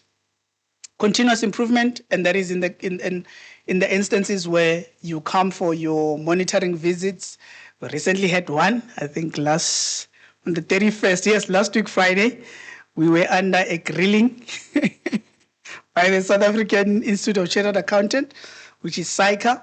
So that process also helps us to reflect, as oftentimes we are requested to produce the self-evaluation reports where we are self-evaluating, and then the professional bodies will come and sort of validate those claims that we are making. The alignment with the SDGs, I think Dr. Hlongwane spoke at length about that. I'm not going to touch on the 2030 strategy. I think I would just be tapping on what Dr. Jano would have went into detail on. But to say, having professionally accredited qualifications, it's one of the university strategic objectives. And I think what he spoke about is then beyond just the endorsement or the accreditation. What is it that can be done? As the role of the academic institution is changing, and I would imagine the role of the professional bodies is also expanding. So I'm not going to touch again on the SDGs, but this process also helps us to make sure that we are aligned with that. And then in terms of the professional designations, I just indicated briefly that one of the things that we pride ourselves with, it's this diversity that we have in terms of the professional designations. And we know this happens within maybe a professional body. There will be diversity in terms of the designations that are there, multiple career pathways that one can pursue, let's say within SIBA. We recently had a meeting, or we just had a meeting. We just had a meeting with SIBA as well, presenting the number of, or the opportunities that are there in terms of the designations. So we pride ourselves with that, but also beyond just within the accreditation body, across then the spectrum. So if you look at the number of designations that are available, if you look at all the professional bodies that we have, it's something that as a college we really pride ourselves, and would like to believe that our qualifications are mostly endorsed by, I would say, almost all the professional bodies in accounting. So to us, that gives us a sense of pride. But then we are saying on the same point, now we need to look at the potential, for those that I said, remember I said most, those that are currently not there, they need to be part of this process, of this moving train, and then, but also there are qualifications within our college that you find they're not professionally endorsed, which it is our wish that they may be professionally endorsed, but there are also those that would be professionally endorsed, but by certain professional bodies. So there exists again an opportunity for us to work together on that. So just in terms of the landscape, and I do apologize if I might have omitted, some of the professional bodies that we work with. As I indicated, we are a multi-body, we employ a multi-body professional accreditation framework within the college. As you can see, that these are the professional bodies. And I do hope I got the latest logos before I get arrested. Yes, so that's the landscape. So if you look at that, you would see we've got the likes of South African Institute of Professional Accountants, SIPA, and then we've got the South African Institute of Chartered Accountants, SICA. We've got Chartered Institute of Management Accountants, which is CIMA. We've got Institute of Commercial Forensic Practitioners, which is ICFP. And then we've got South African Institute of Government Auditors, which is SIGA. And then we've got SITE, South African Institute of Tax Professionals, the Institute of Internal Audit, South Africa, which is IASA. And we've got Chartered Institute of Business Accountants, which is SIBA. And then we've got ACCA. To say ACCA, sometimes I get it wrong if I say the acronym in full. But those are the professional bodies. And I know in our midst, we also have ICASA, which we currently do not have a professionally endorsed qualification, but we are working on.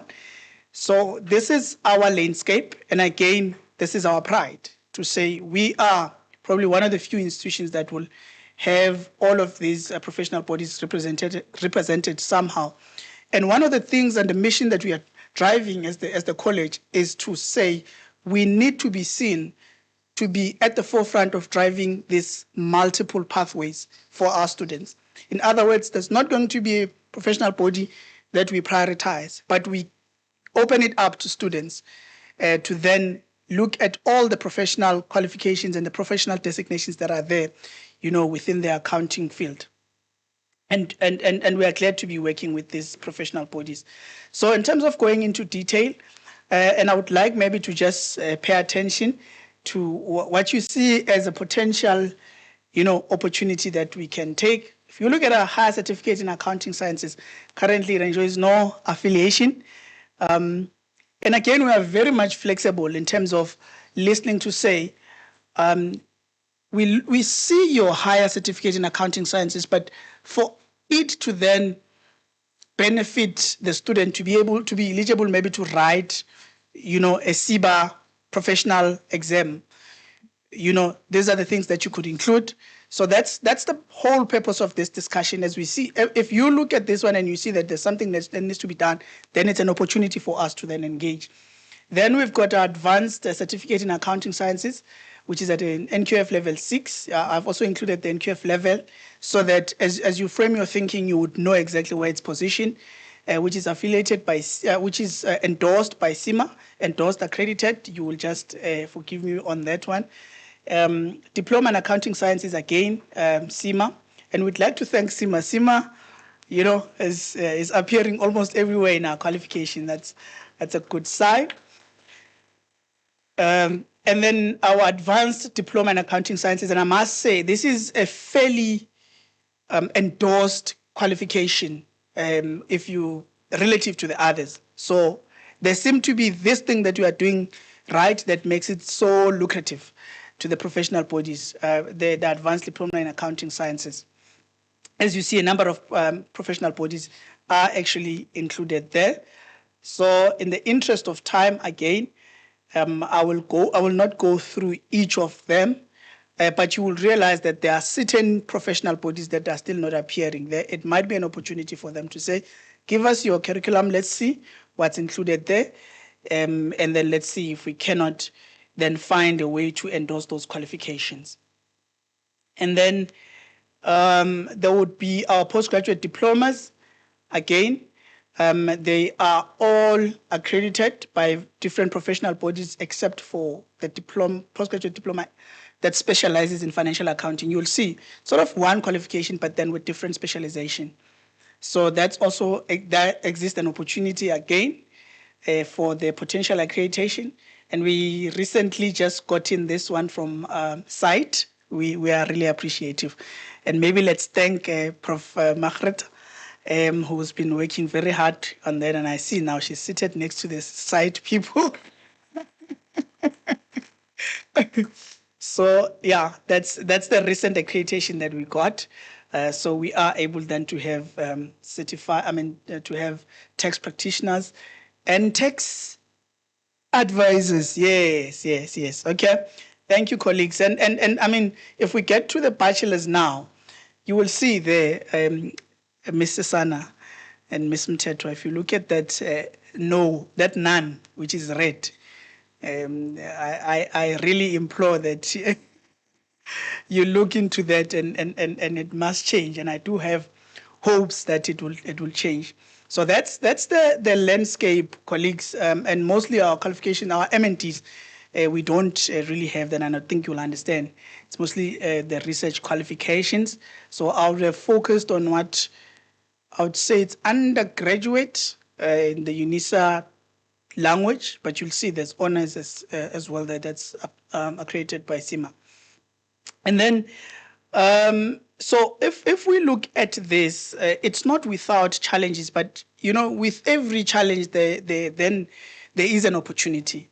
So part of the things that we discussed, my deputy dean and my dean and myself, it was to say, yes, it's brilliant that we have this diversity, of professional bodies that are coming in, but there often becomes a challenge in terms of managing.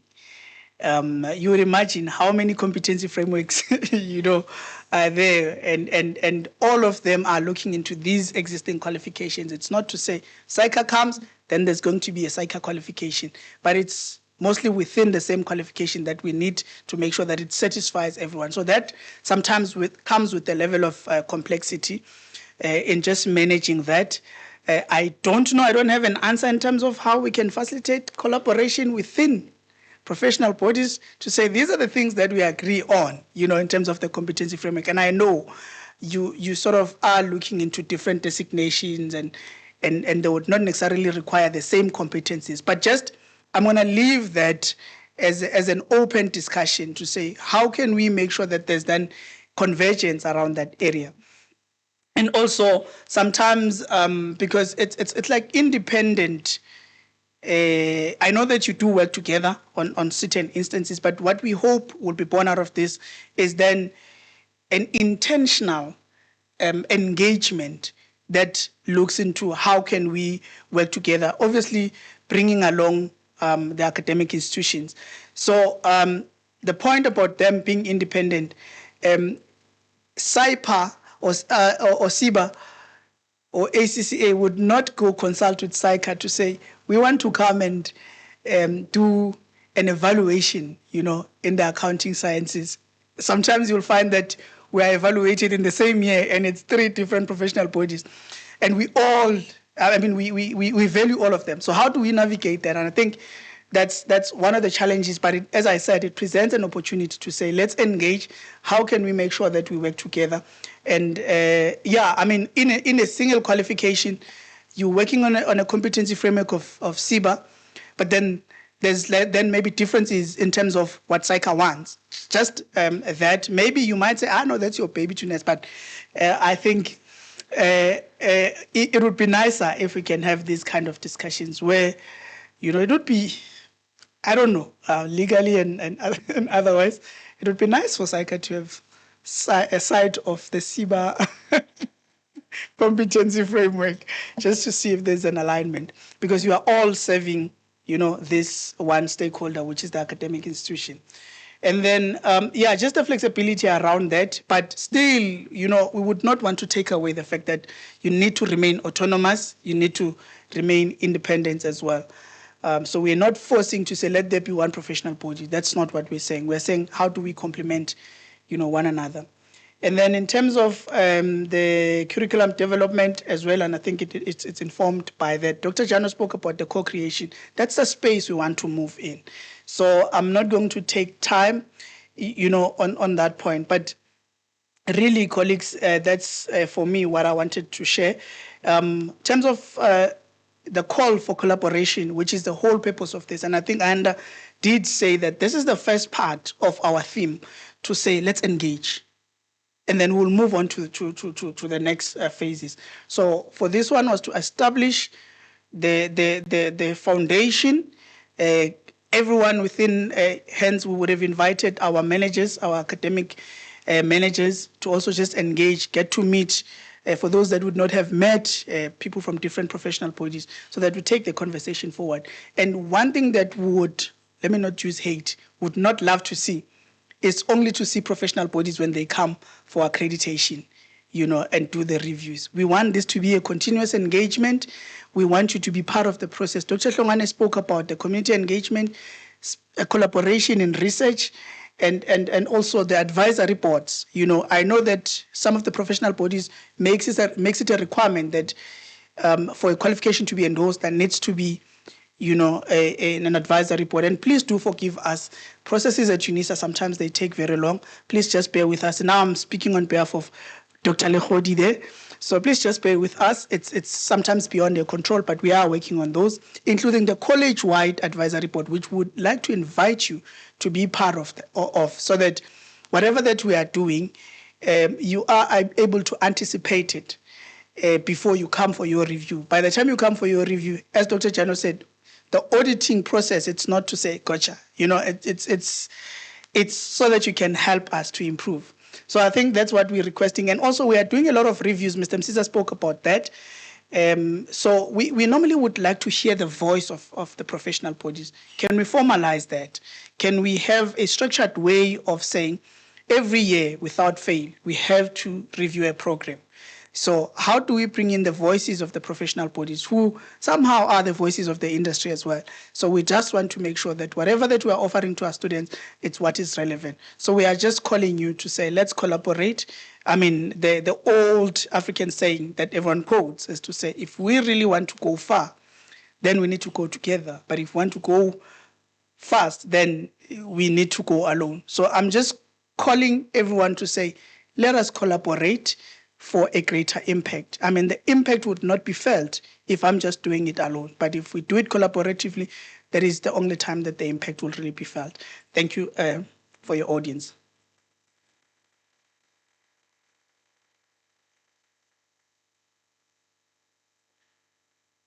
Thank you, Mr. Hlongwane, and colleagues. You appreciate the biasness towards my boss, ne? Yeah, it's December when the bonus comes in. Share with you, but we don't get bonuses here. We do? Oh, it's only me. Right, colleagues, now we're going to go. Thank you, Mr. Hlongwane. I think that was insightful. He is hosting the event, colleagues, so I did allow him extra time. I mean, it's his budget. When you do accreditation, you email him. So he's the man of Dr. Hlongwane. Yes, yes. Dr. Hlongwane is the man of the house, but today the other Hlongwane is hosting us. And I did check, colleagues, don't worry, anyone from HR. Do you see how they spell? The other one is from KZN. The one who was just here. Hlongwane with a W. The other one is from Limpopo. You heard how it, yeah. Okay, so they're not related. Okay. No nepotism here, Junisa. Don't believe what they tell you. All right. Okay, so we're going to go to the updates now. Of our CARES updates. So, we spoke a lot about how we are student-centered and innovation. I think as a college, you've done a lot throughout the years. And Prof. Modisane, I saw your slides. Yeah, we have done a lot. But can I ask you to not go through all of it? But before you come, I call you, Prof. There is a video, and Prof. Modisane will speak to some of our colleagues who entered, who've got a prestigious award at the for innovation and tuition. And we did ask Jacques, yes, Mr. Van Staden, to just show the colleagues an appreciation of how our classroom, our virtual, the e-learning, how it looks like, so that you can have a more of an appreciation. Like today you leave here and you're like, they say College of Accounting, UNISA, I know exactly who they are and what they're doing. Please, colleagues, can you share the video?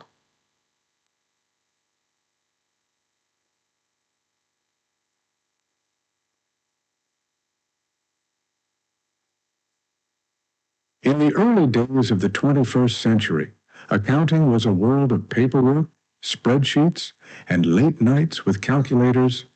But then the world changed. Artificial intelligence, automation, cybercrime, robotic process automation, A digital tidal wave reshaped the profession forever. No longer could accountants rely on ticking and bashing. The bean counter became the code breaker. The ledger became a dashboard. The spreadsheet, a battlefield of algorithms.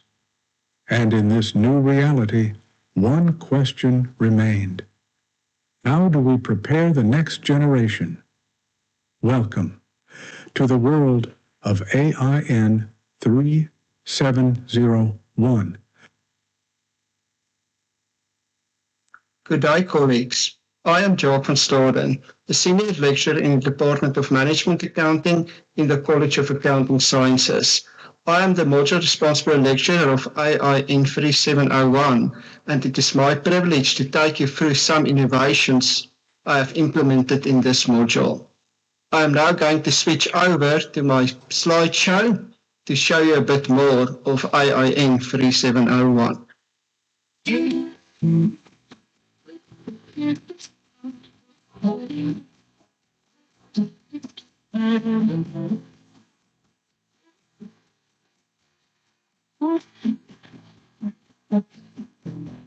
Hey there, friend. Pull up your chair. It's time to learn. It's time to share. The table set. Thoughts and dreams. We stir the mind. The data streams. Midday break. A moment bright. We feed our minds. And spark the light. Lecturer's lunch. We're here to learn. Bring your voice. It's now our turn to get a taste of fresh and free. With every bite, we find the key.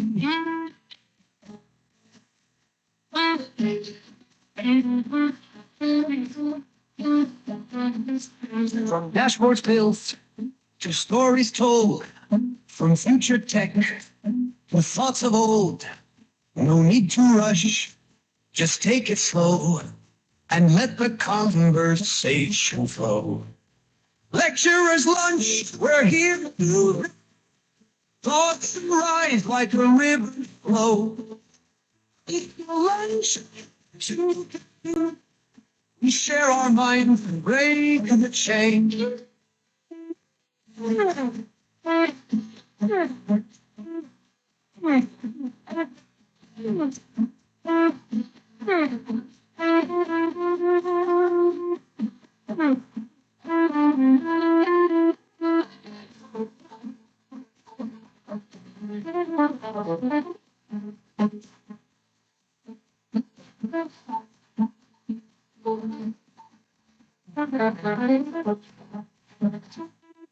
Lecturer's lunch, we're learning feeds the soul.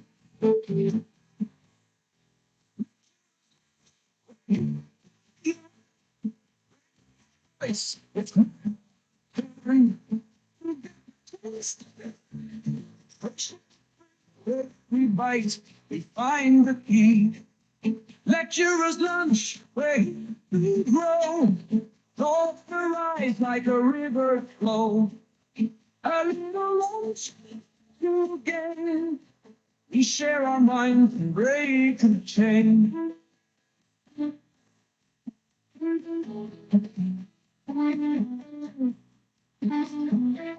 Lecturer's lunch.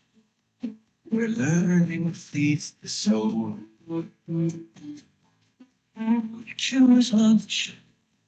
We're learning feeds the soul.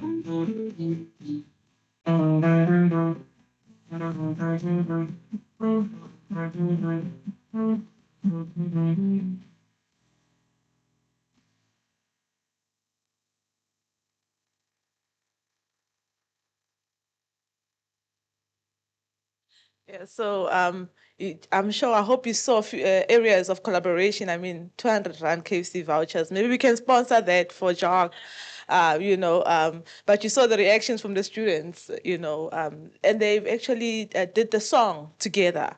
And he went to compete in the, so I'm going to get it right, Chartered Global Management Accountant Educational Awards. And he got a silver, I think, yeah? Yeah, it's a Silver Awards. That it's a very prestigious academic award globally.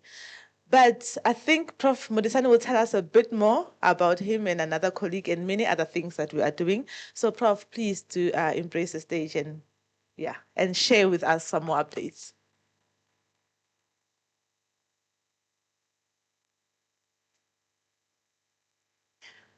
No, thank you so much, Ayanda. I'm glad that you didn't mention anything about but me having timed, because because yesterday we were attending Senex, and guess what? We were talking about your bonuses. So if you kick me out, there's no bonus that you're getting. I'm just joking, colleagues. On a serious note, I'm just going to try to be very brief. I've got about 50 slides, but I'm going to try to be very brief in terms of my presentation. Here, I think just to introduce to you what the college is about. We are the College of Accounting Sciences. We strive for excellence in the accounting profession. In terms of our mission, obviously making sure that we offer market-related qualifications in terms of the national qualifications framework, and make sure that we enable research and we connect to our students here. And then here is just basically our college structure, what it looks like. The School of Accountancy, we've got financial accounting, management accounting, auditing, and taxation, the big four. And then at CTA, people often get confused in terms of what is the financial governance and financial intelligence. That's the CTA school, which is a postgraduate diploma. And the financial governance has got financial accounting and also auditing, and financial intelligence has got management accounting and taxation. Highlights about the College of Accounting Sciences: we are the biggest accounting college in the country. As you previously indicated, the fact that UNISA has about 37,000 students. At least about 40% of all accounting graduates or accounting students are graduates from UNISA, and at least about 20% of them are accounting graduates. And we are proud of the fact that more than half of the Black chartered accountants in the country are actually UNISA graduates. And I think it is a fact, the fact that we're actually contributing to the profession, and that UNISA has got a social mandate, and we actually pride ourselves in terms of what we're doing. Those who ordinarily would not have access to getting a qualification, they normally come to UNISA, and they do actually pass and thrive. The College of Accounting Sciences was established in 2014. Previously, we used to be part of the College of Economic and Management Sciences. That was before my time, when I was still at PwC and the AGSA. But yes. And then, as I said, 40% of all accounting students in the country contribute about a quarter of all chartered accountancy examination passes.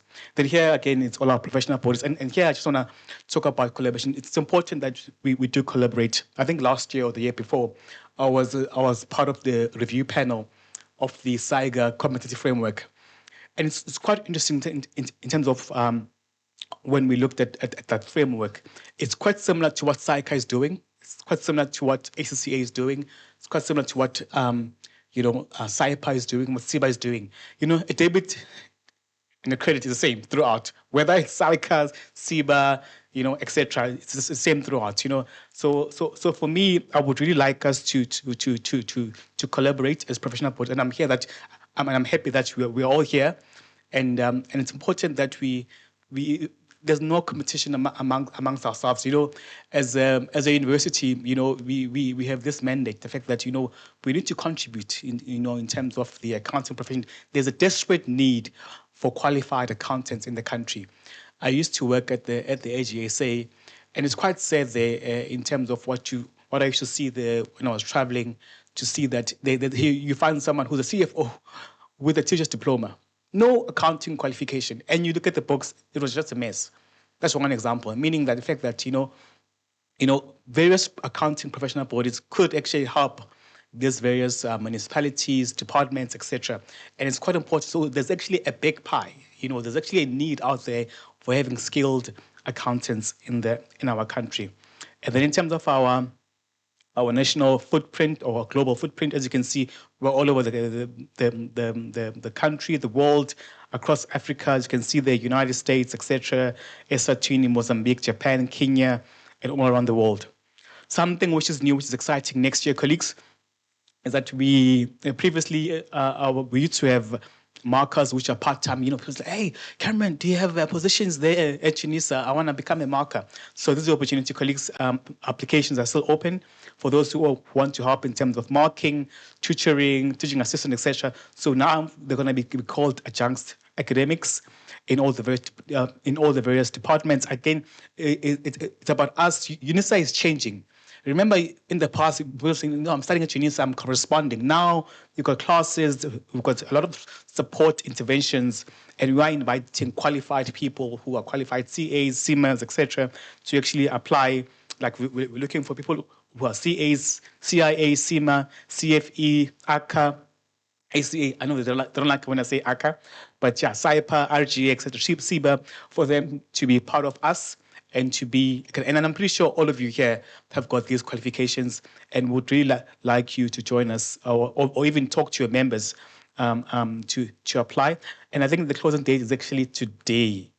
Yeah, so if you can, I'm sure you do have my email address. You can just pop me an email, then I can send you a link or of the slides for you to actually apply to join us. Again, it's part of our student support, whereby people will actually come join you. Someone, I know I posted this on LinkedIn, someone said, what is the salary? I said, UNISA is the best paying university in the country, so please, we'll match your salary. So please make sure that you do participate and you join us. Then here, in terms of our stakeholder engagement here, we are in engagement with IIA. I'm also a member of the IIA as well. There's the CEO of IIA, Aligh. And here again is this two staff members which actually won awards. It's something which we are proud ourselves with.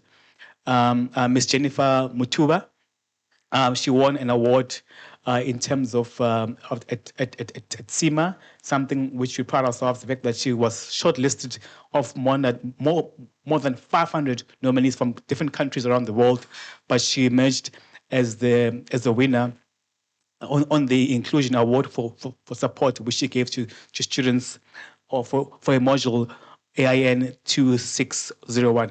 I think it goes to show that the fact that UNISA's academics, they're so dedicated and they actually do work hard and they go the extra mile in terms of supporting our students. Again, another one, Mr. Jock also won. You saw the presentation there with the fun slides and all those things with the KFC. Again, there's something about the Gen Zs, the AMA 2K. So we found a nice way to actually engage with them in terms of them learning and having videos, etc. They do like all those things. Again, Jock won an award, the Global Silver Award there. We're really proud of him in terms of the work which he has done. And yes, last week we had our SAICA review meeting, and SAICA was reviewing us, and they were grilling us. I must say, when you normally have these SAICA reviews or these accreditation reviews, the university becomes at a standstill. From the VC downwards, we all want to say, make sure that we actually give our best to our various professional bodies. So we had our visit there, and Mandy, we're hoping for the best in terms of the report.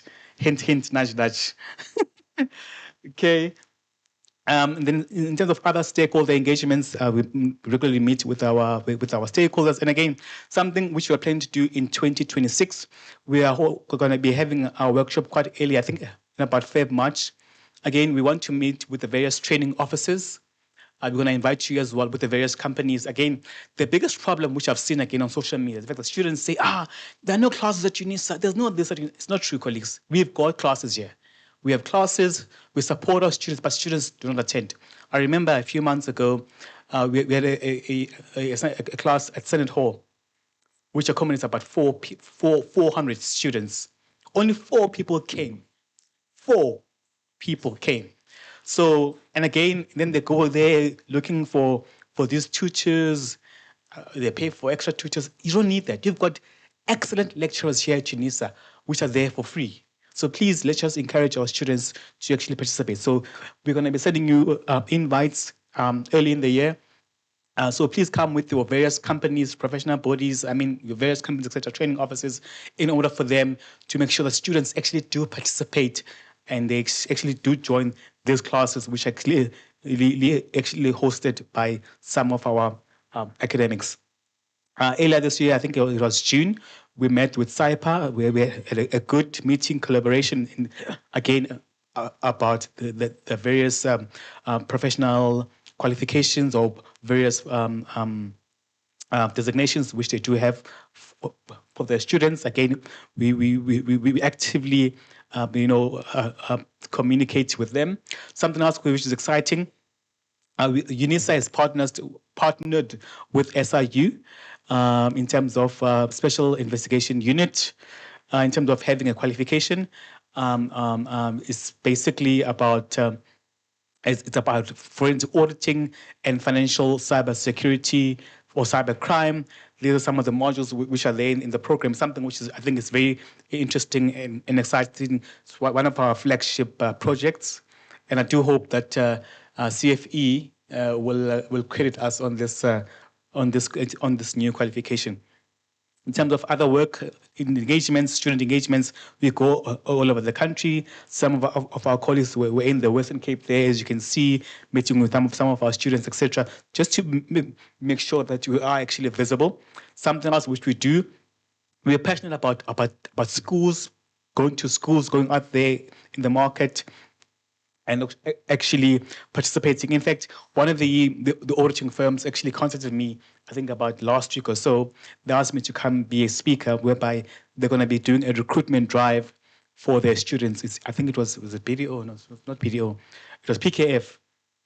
In terms of going to schools again to recruit students. And I think it would be good to go there with some of you colleagues as various professional bodies in terms of the work that we do across various schools across the country. Again, here we're there in KZN, in Polokwane, as well in terms of the rural schools in Sitwana Secondary School. Again, it's very exciting there in terms of what we do. As you can see, our outreach programs. Again, we are there at the school level just to teach them about what is SICA, what is SIBA, what is IA, what is CRT, all this. I promise you, these students, they know nothing about you guys, but we try, as you say, UNISA is affiliated with these various professional bodies, and we do try to teach them about various parts in their accounting profession. Here again, in the Vembe district, we normally hold career exhibitions.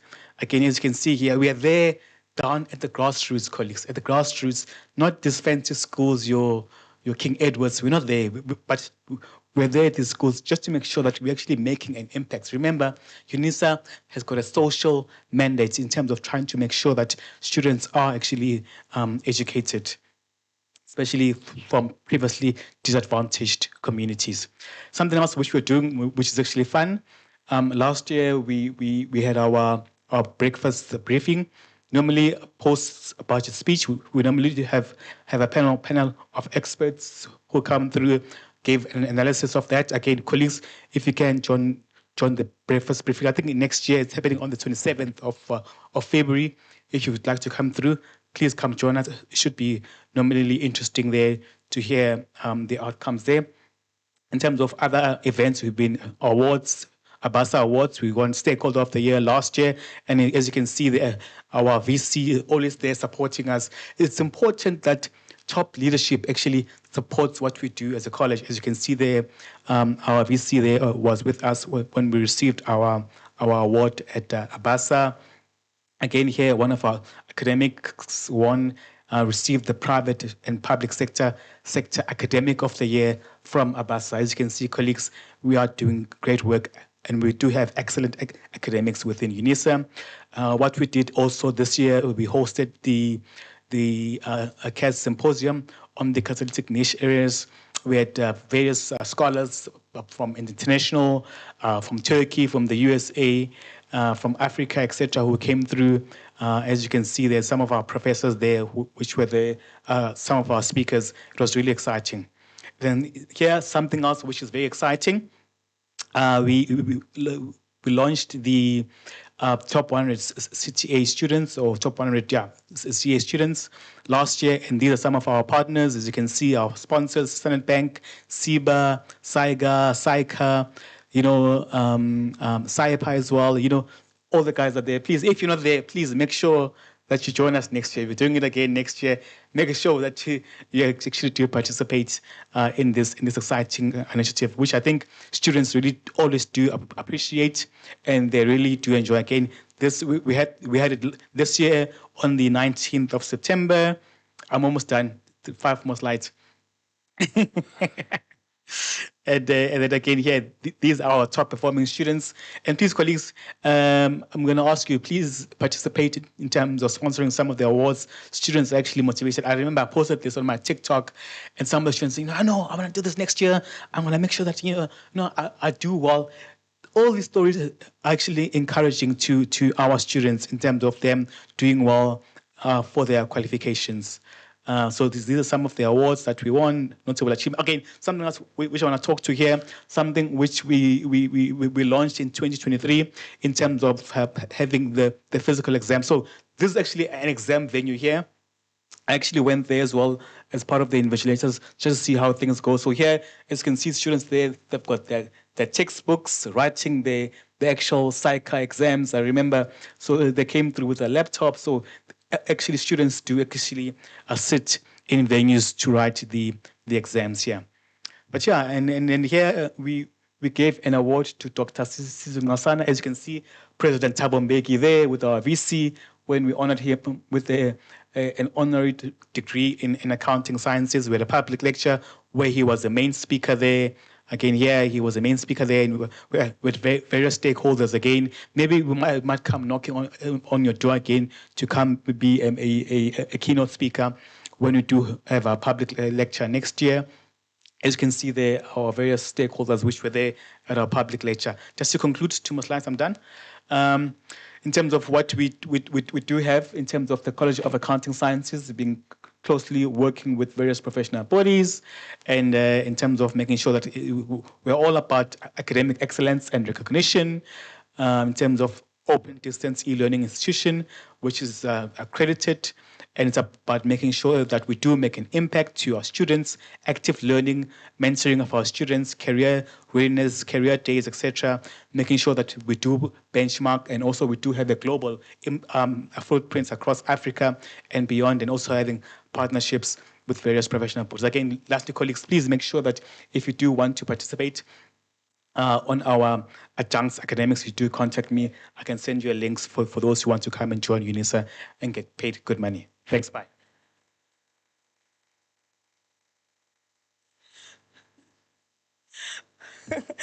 Thank you, Professor Murisani.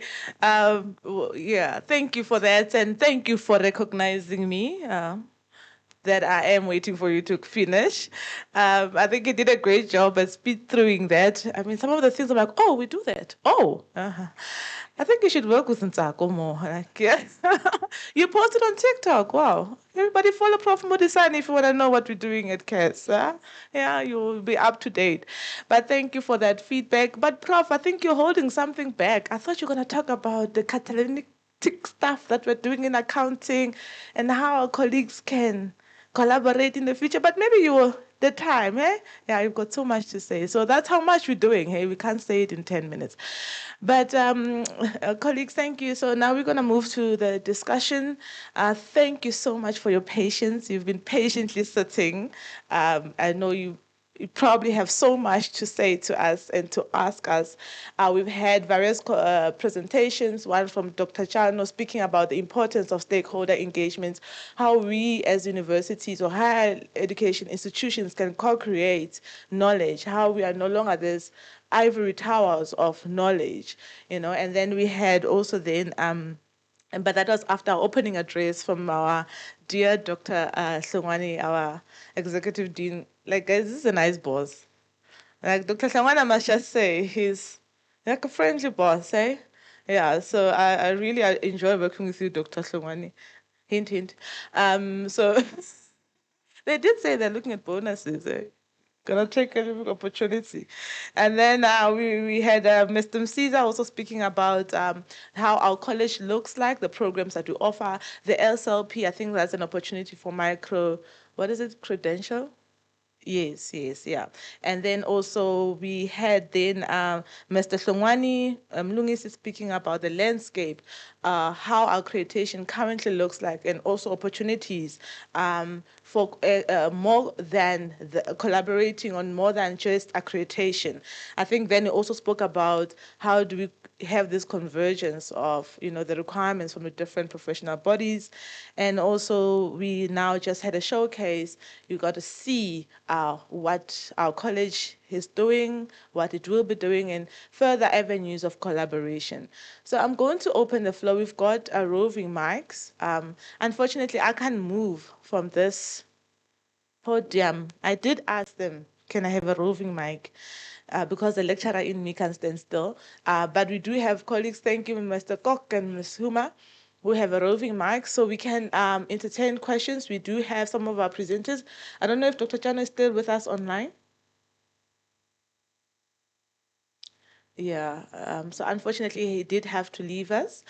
So we'll try to answer questions. So it can be comments, suggestions, and comments. We're going to start first with the presentations that were presented, and then we're going to just open up the discussions to other points that we would like to entertain with you. So any questions from the floor? Colleagues, you can raise your hands so that your colleagues can hear. Ms. Kim from Say it, yes. Thank you. If you can please just stand and introduce yourself and where you're from. Yes, please stand for the cameras so we are online so that the cameras can see you. Yeah, the YouTube people are going to keep that video. Hi, my name is Kim Tetwa. I'm from the South African Institute of Taxation. I'm the education consultant and sales consultant where I work directly with universities and students and the workplace providers alike. So I'm a bit of everywhere. What I wanted to ask, as I saw the CAS outreach, you go to disadvantaged schools. I wanted to ask and to know rather, how do you guys equip the previously disadvantaged students? Because, it's one thing to speak about professional bodies, but does CAS sponsor computers or a way for them to actually have access to this information so that by the time that they reach matric, they're able to actually also take this initiative to discover the professional bodies that are here in South Africa? So does CAS actually engage in something like that? Thank you. I thank you, Ms. Kim. We'll take another question, two more, and then we will respond to that. Mr. Msiza, so please can you have Ms. Ngwenya? Dwayne, Ms. Ngwenya first, please, and then Stelo from side. So let's have Ms. Thank you. I will just start by, my name is Faith Ngwenya. I'm with the Chartered Institute for Business Accountants. Just to commend the college for the very good work that you are doing, and it really is showing and also showcasing what we can do for the African child, and that for me has struck a very passionate nerve, and we really appreciate what you are doing. And also there was a question earlier, I think it was from you, Program Director, of how can we get the professional bodies to align on what is happening, and that is coming with obviously the QCTO single qualification, which will be the premise from which everyone is coming up with their designation. So that's something that is in the pipeline, and we are working on it in ensuring that there is a bit of 70% uniformity in what each of the professional bodies are doing. So that's something that is in the pipeline. And also, just to Jack, well done on that AN 3701, or is it? Yeah, that's really is something that we appreciate, and we would love to learn more and see how we can partner with UNISA on that, amongst the other things that we obviously are already in talks about. Thank you. Thank you, Ms. Nguyen. Thank you for those commendations. Well received. Please, Mr. Sikala, sorry, I know your name, I don't know your surname. Hi, colleagues, how are you? Don't worry about my mind. Can you switch off the other mic? I've been called with Sicelo, Cello, Saiselo. So it's been a lot. So I'm more comfortable now with any pronunciation, really. Firstly, thank you, Eunice. I've always seen you guys as like those guys who have got multiple numbers. My name is Sicelo Masugu. I'm from Saipa. So my question, I think it's just 3 questions quickly. The first one is around the ivory tower culture. What I'm saying is, how are we ensuring that our graduates, we match the practical side? For an example, the introduction of Power BI in terms of modeling, the introduction of Excel, because one thing that I've seen is we got out of university, when we get into auditing, we struggle with Excel. And most of us, the first 6 months, we are recommended to take an advanced class in Excel so that we can cope with audit. And then the other part as well, with SARS, site colleagues are here, with SARS is moving at a very high pace towards technology and preparing our students with e-filing. E-filing has become like, I think it should be taught at high school even now, right? Because it's so efficient. Everything, SARS is amazing. I'm not blowing their horn. I think that is the first question. The second question is around RPL. So I've been at Saipa, I've been trying to do RPL, but I don't want to say my discomfort, but my disjoint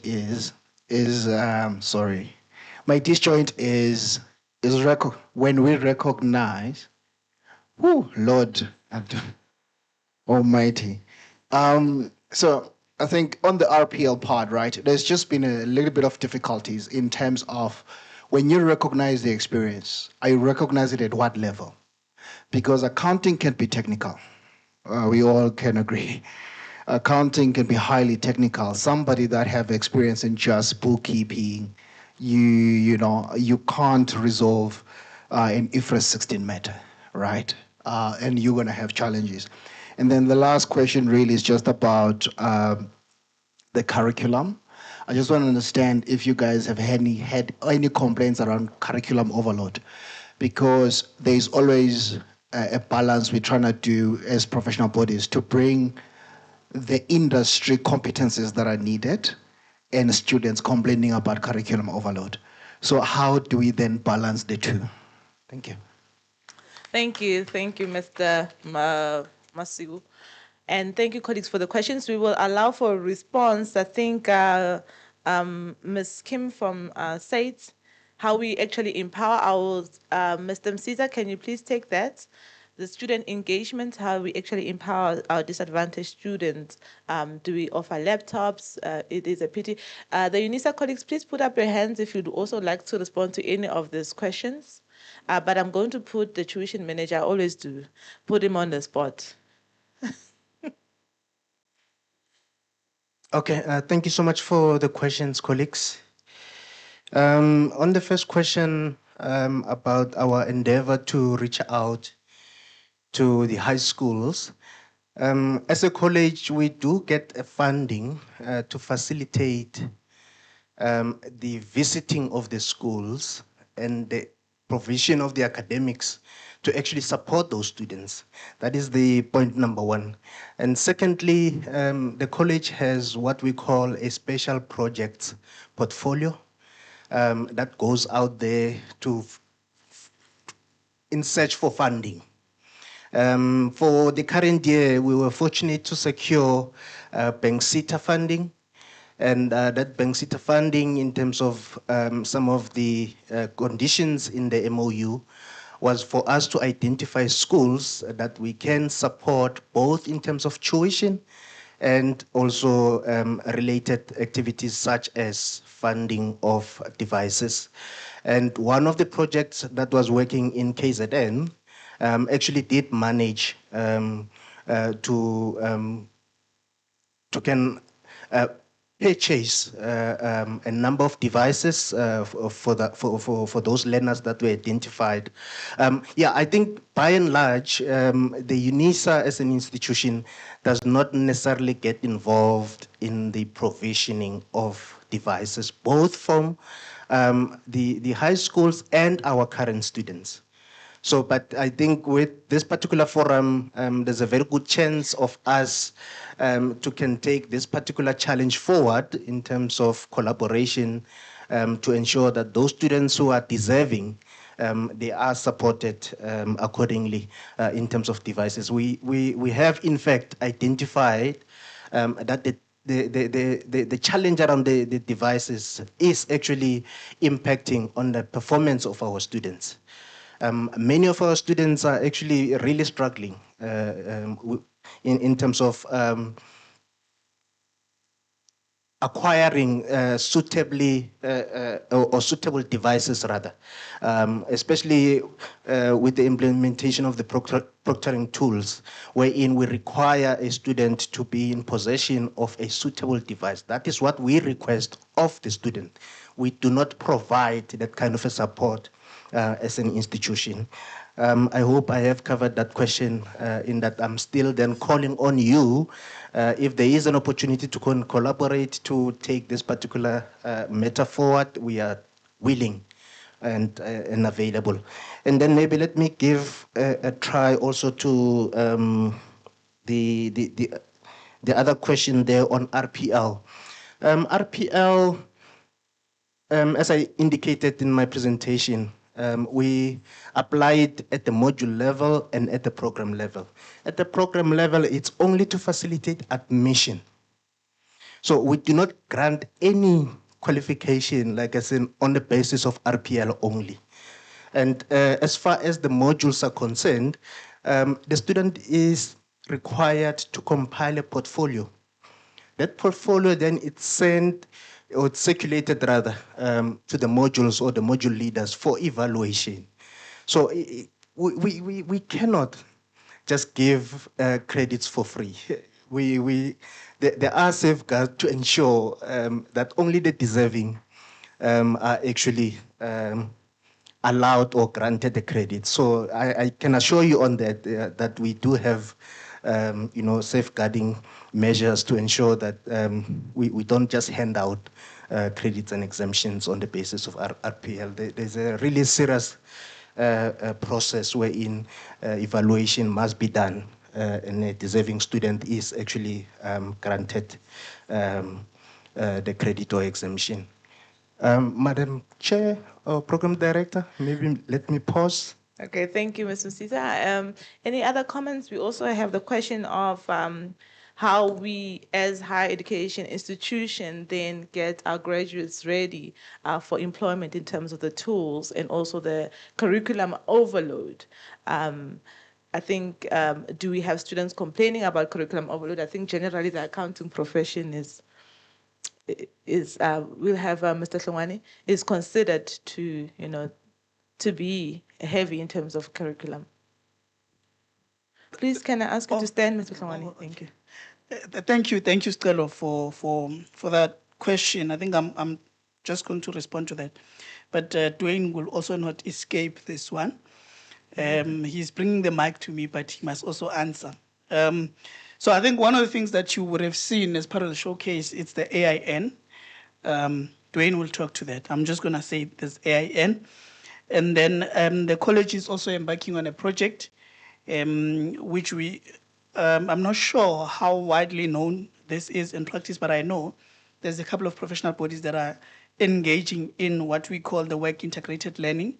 So Ms. Matsane is currently driving that project. So it's something that the institution has, but in the College of Accounting Sciences, it has not really been a practice. So we're trying to formalize that space, and we are working with various professional bodies such as CYPA as well on that one.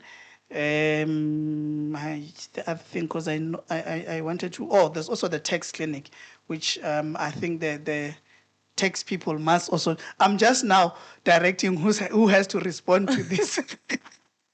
So that those are the things that then have, especially when you talk about the SARS e-filing. So that those are the things that would largely be addressed. But let me allow Dwayne to respond to AIN. Thank you, Mr. Kok. Thank How you. does the AIN equip our students? Yes, absolutely. My name is Dwayne. I'm in the Department of Management Accounting. And a good question about the AIN side of things, because especially Excel. It's important, within our profession that we are able to equip our students for relevance within the workplace specifically. And it's important also, to get that feedback from students. So I worked with Jacques in the development of AIN. And the other lady who won, Jenny, works with me on AIN 2. I'm the senior lecturer on AIN 2. And so when we look at how the redevelopment of AIN has actually taken place, specifically from an Excel perspective, a lot of development has gone into redeveloping what AIN used to be. So we've brought in some aspects like your VBA, some coding to introduce students to be able to not only apply AIN, but to be able to see a different side of what Microsoft Excel can actually do. And so it's important, that when our students are obviously leaving our programs, that they can not only apply what they've learned, but also make a difference in their spaces. One of the feedback elements that we have from our students is that what they learn, they can actually apply in their workplaces the next day. So it's important from a practical point of view that, what we teach them is relevant. And just also to mention with the collaboration between the modules, we're seeing that Excel is now being sort of like brought into what the other modules are also doing. So to be able to have that horizontal integration as well as vertical integration so that it's not just an isolated event, but rather to be able to see how these practical elements are being brought across the other modules as well. Thank you, Mr. Kok. We also had a hand. Sorry, Prof, can I please take Dr. Okay, she says you can go, Prof. Prof. Modisani. Thanks, colleagues. I just wanted to address the issue of the computers. It's a pity just Mandy has just left now from SICA, and it's something which we spoke about at the SICA HOD meeting last month, where we had various partners from various auditing firms, and I think from that space it's important that you as professional bodies, because you've got the stronger voice to make sure that they do partner with us as universities and with you in terms of trying to give students laptops, because I think it's something which is very important, given the fact that we live in a digital environment. It is important that all students should be getting laptops, devices, etc. From first year. And again, UNISA does not have the resources to do that, but I think maybe given the fact that our students, we actually fit into these big corporates with deep pockets, I think it's up to them to see what they can give back to our students, because I don't think it will be that difficult for them to just find a way of dispersing laptops to students, given the fact that most of the professional bodies, even SICA as well, is planning to move online in terms of their exams. So definitely students need the laptops, and something which we have seen when we're out there. Unfortunately, these students don't know computers. Some of them, the first time when they actually touch a computer is when they actually are at university. And it's something which we need to change. But at least what we can do is just to make sure that every student does get a device. UNISA does not have the resources. We do try in terms of the FASET, Bank CETA, etc., but it's not enough. But I think this one, that's where a public-private partnerships comes in, and I really do believe that the big corporates should be coming in just to help us with their laptops. So please talk to them. Thank you. Thank you. I'll take another comment from, Prudence, yes, Ms. Prudence. Okay, your hands are recognized, sir. So apparently I must stand here to be able Yes, to so we can see you on the screen. So this is not a question. It's more comment on what's been raised previously. So I think with the recognized prior learning element, have you guys considered, now I said it's not a question I'm asking, have you guys considered partnering up with professional bodies? Because I mean, you know, we are doing that. Maybe that's something to consider on your side to see how you can work with professional bodies and ensure that the process is done. Not to say it's not done adequately, but Yes. see how we can support Easier. you. Okay, that's the first one. And then the second one has to do with the schools. And I'll talk to you when I come on Wednesday. But essentially, we have a product called ACCAX. ACCAX is basically targeting schools. And it's, if you think about ACC, you've got 3 pillars of entry.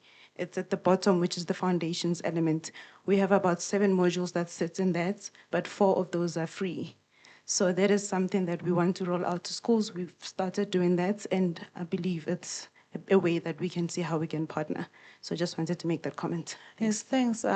Thanks, Prudence, for that comment. I think we are looking, as we said initially, how can we collaborate beyond just giving accreditation, accrediting our programs, and make the collaboration meaningful. Please, Mr. Mubangune, and then afterwards I'll have Lifa.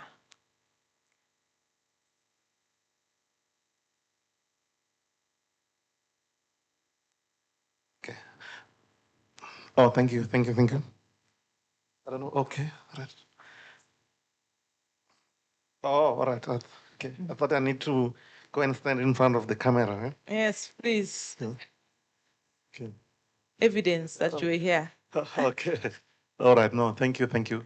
No, I think from our side, especially from Isaka, we really appreciate to be part of this. But it would be nicer, Prof, if we're also part of those stakeholders. Maybe we can add, values, because obviously, okay, from our side, we look from audit from the technological point of view, but it's just not audit, risk and other things. Obviously, accounting is also part of that. As part of the program that we do, we've done quite a lot. Just that I won't mention those other universities. Those will be kicked out or muted here.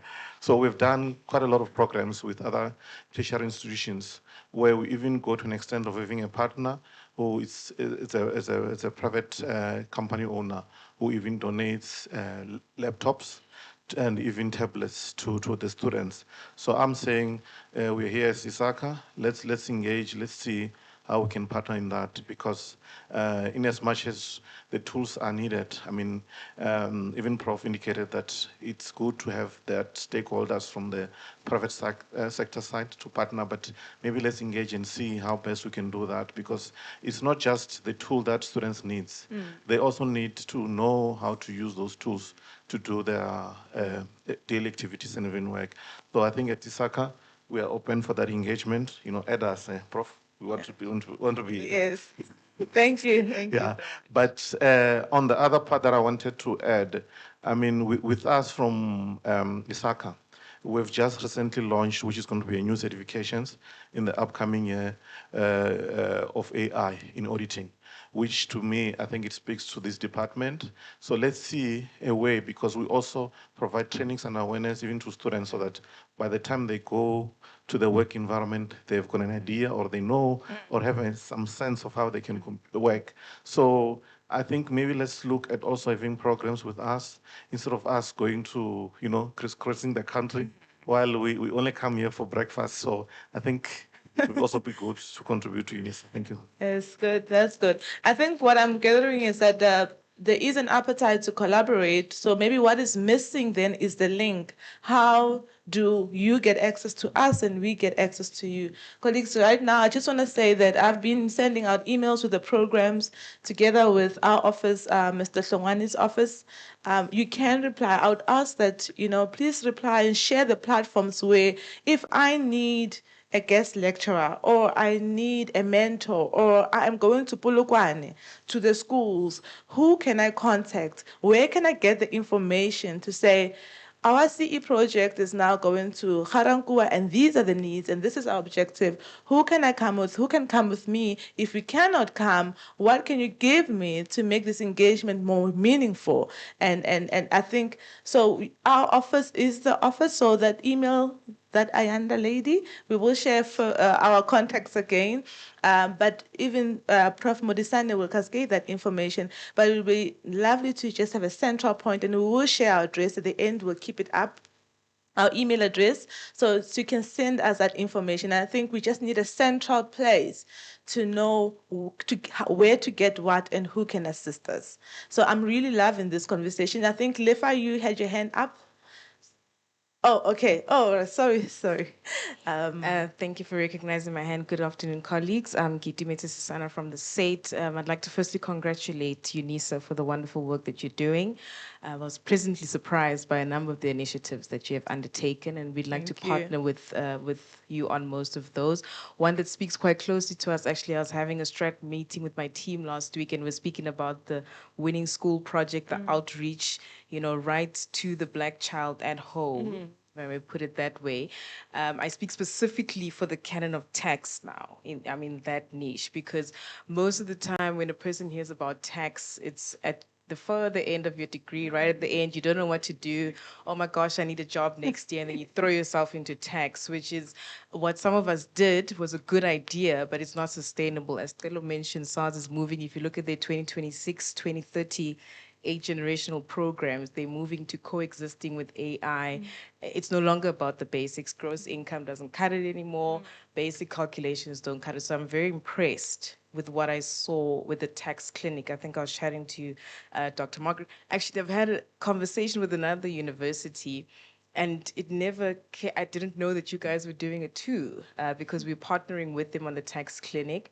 Again, throwing yourself into tax without knowing what you're doing. Some of us, when we reached our big 4 days, it was the first time we saw that calculation, which is a drastic difference from what my lecturer told me, and it wasn't fun anymore. So I'm very interested in partnering with you guys on that, as we are doing with other varsity, to see how we can cascade it right down to, university graduates, and even further to the schools, because tax is something that affects us all. Please reach out to us. We'd love to sponsor. I know we are an NPO, so we might not have the funds, but we can get the people who will help to fund so that we cascade this down. And then the other programs, I think I'd like to have a one-on-one meeting with the Department of Taxation if we can unpack some of those. Thank you. Thank you. And colleagues, I also must say that if you're unaware, you've got programs you want to partner us with us, and you're unaware whom you need to contact, please just ask us. We've got colleagues from internal audit, external audit, accounting, tax, management accounting, so we can give you context to who exactly in the college is dealing with that discipline.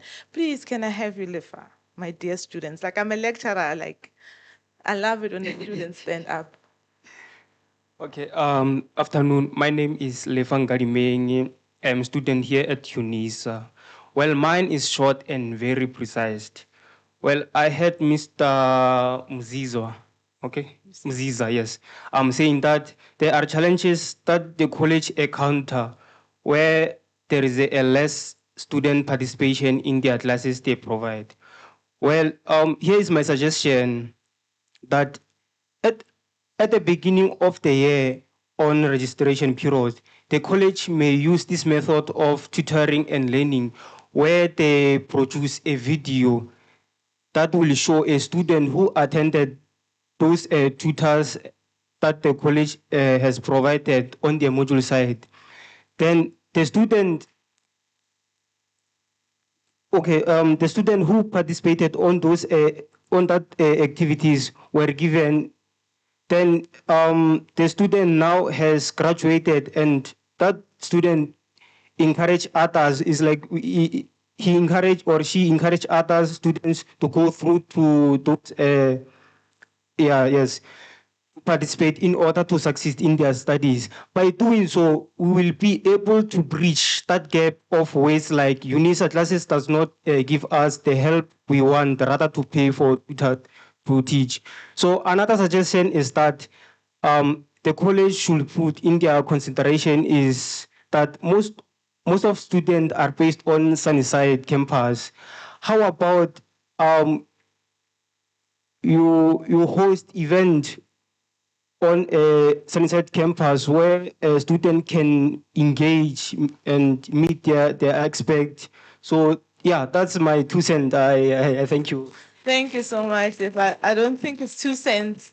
I actually think it's valuable coming from the clients themselves. I think it's good suggestion, especially at our orientation. We do have high numbers at our orientation, so that experience of a student that has graduated and the impact that had. I do agree with the Sunnyside hosting. It's something that we're working on next year, especially to have all our students.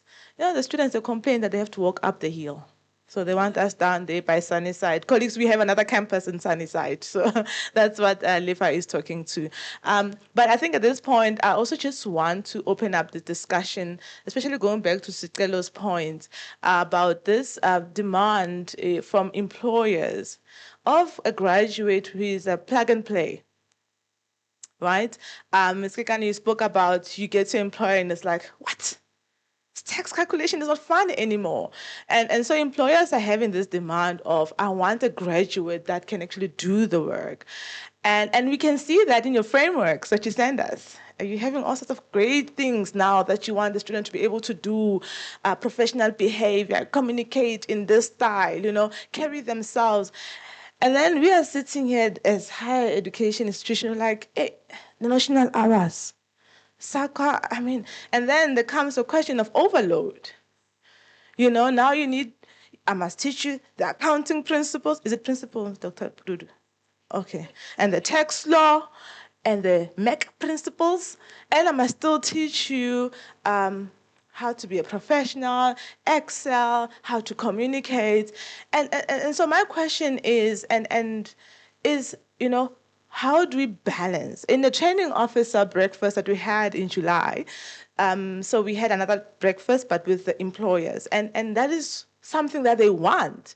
And I think as professional bodies, you're feeling the pressure. And that is why this whole updates into a framework. Now you're adding very fancy stuff, and I'm sitting as a lecturer, and I must now teach these things. And so where is the balance? How can the professional bodies work together with the higher education institutions, not only UNISA, to kind of create that balance, understanding the requirements from these education spaces? Remember, we are no longer the ivory towers. We need to co-create. All right, so how can you, in your framework, assist us, to get that balance? Because there is a real tug of war. The training officers, they don't want that student that doesn't know, hasn't seen an e-filing profile, and now the burden is on the academic institution to teach that. And our proposal maybe is this work integrated learning that we're looking at. Other colleges, that is a requirement. You cannot graduate without aspect of practical work. But what about we do a case study? Already you saw our enrollment numbers. Most of our graduates or our students are working students or unemployed students. So they are used to this e-learning. Remember, our model is an e-learning. Students don't come to us. They can study at any time of the day. Those classes are recorded. So how about we partner together through the professional bodies to have a program, not attach national hours to it, where even if for a week or 2 months, a student can come in an organization and see an aspect of tax, accounting, but not hindering the student from graduating, not adding on the burden of notional hours. I just want to put it out here, and I want to hear comments or questions, or can we discuss that? Ms. Kekani, Dr. Puru, then Dr. Masia, in that order. Ms. Kekani. Oh, it's me. Thank you. So I think you're on the right track already, and I speak specifically to the Department of Taxation. My apologies. Yes. So I think you are already on the right track when I speak specifically to the Department of Taxation. When I was nearing the end of my legal studies, it was compulsory for one to do law clinics so that you get that practical exposure. It was inculcated in your qualification so that at least if you're a lawyer, you could understand if you hit the big four, how you prepare a brief for advocates, etc. So by virtue of the fact that you guys have launched that, I think it's excellent. You're going to have to try and, I don't know how, profit, because your model is so niche, because it's an e-learning model, but it's 50-50. In the world that we live in now, people are very hybrid, they are remote. So your model works, right? But in order for them to be fully hybrid and remote, they have to come out, get the training in the so-called brick and mortar, and then you have the luxury of going hybrid again or remotely. So in the way that you do your strategic objectives, etc., you're gonna have to bring them out, snuff them out, because I can tell you for a fact, when I started my Big 4 days, and even now, and even with SARS, they want to plug and play. You can, the basics don't cut it anymore. You have to have the plug and play. If a person comes to me, I'm not speaking about section 1. Now I'm starting at, this is the Constitutional Court decision on the amendment to 223. I already expect you to know what coronation said and what thistle said. So the person must come out of hiding. I don't know how the university is going to do it. It's going to be very difficult because of the model upon which you were premised. But very, very big take on the tax clinic, because already there you are giving them sort of the VAC work experience that they would have gotten at a Bowman's or a CDH. And even on that, maybe encourage your students to come out and do those article trainee programs in the summer or in the winter, you know, at the law firms or at the audit firms, because it gives them that footing that, you know, should they want to come into the world, they already have it. So I hope that makes sense. Yes, but yes, you're going to that have to makes change your sense. strategic Yeah. direction a tad bit, pivot a bit. I do agree with you. Thank you for that. And I do must add, though, that I think our model is putting us in an advantage because our students are dispersed, as you've seen, right? And you've got training officers around the country, right? And I can have a student come in the morning. We don't have to wait for June summer vacations. They can, the whole year, they're available. We are e-learning. They can come in the morning, do 3 hours, and study later. And guess what? I believe the studying will be much easier now. And I've seen this. Oh, okay, so this is what the act means. I actually do believe it will be easier to get them into the mortars, you know, into the workspace. And companies are also, I mean, hybrid. I mean, I see people are like fully hybrid. All the adverts are saying fully hybrid, fully online, sorry, fully hybrid. Yeah, fully online. So I do think our model is actually ahead and can work even more efficiently than a physical institution. Sorry, Dr. Pududu, I hope I didn't get your thoughts. Good morning. Is it afternoon? Good afternoon, everyone. My name is Nolo Pududu. I work at UNISA in the Department of Financial Governance. So I'm on the academic side, and I appreciate the argument about getting graduates that are work ready. I definitely appreciate that business owners are here to make money. I mean, it makes sense, right? However, and speaking to professional bodies, we do need to remember what the academic institution is about and where it needs to be heading. And speaking to the point of if we pack everything in there that they can learn or they can get from ChatGPT, if we pack it all in there, you just have a very, you know, a very good textbook that can walk around, and they know everything. They're able to complete e-filing, which they could also learn in their first 3 weeks of work. And then once they learn it, it's repetitive, right? It's repetitive. What is our role when we say we have an NQF level 8 qualification? Is my role there to teach you something that you may be able to get in 2 weeks or so that your employer can invest in? And maybe I should be exploring other avenues in terms of how is my graduate going to cope and manage and thrive in this new, we're talking fourth industrial revolution, but you know, you hear talks of moving to the fifth. So if I'm filling my curriculum and my time as an academic with those elements that are technocrat specialities, I've given them the core foundation for them to get it when they get to the employer. I'm telling you, my graduate can handle what it is you throw at them, but they're not professionals yet. They're ready to become professionals, and they can handle the pressure because of the curriculum, because of, you know, I always say to my son, things like And students always say, in work, you don't have time limits of 2 hours. Why do you guys give us an exam of 2 hours? In work, you have time limits. Yeah, in fact, I wish it was just the 2 hours, right? So there are elements of our curriculum that are really typical to education for over 100 years that actually do teach core skills that you require in that graduate. Because when we say this is a distinction student, you know the student can handle pressure, can manage their time, is conscientious, right? Will be on time for work. It's a proxy for so many things. But we are not the employers. And the moment we take on the role of the employer, who's going to be the educator? Who's going to be preparing the graduates to be ready for the organization that you are building in 30 years' time? You will not want an employee, a graduate that is just like that in e-filing in 10 years' time. It will not matter because there may be something else that that graduate needs to be good at. The other day I said to my son, he's studying for exams. I said, I need to prepare a mock exam for you for English. They're reading The Hobbit. I have never read The Hobbit, and I don't know much about English literature. But I thought I'd Google something, and then I'd get it and give it to him.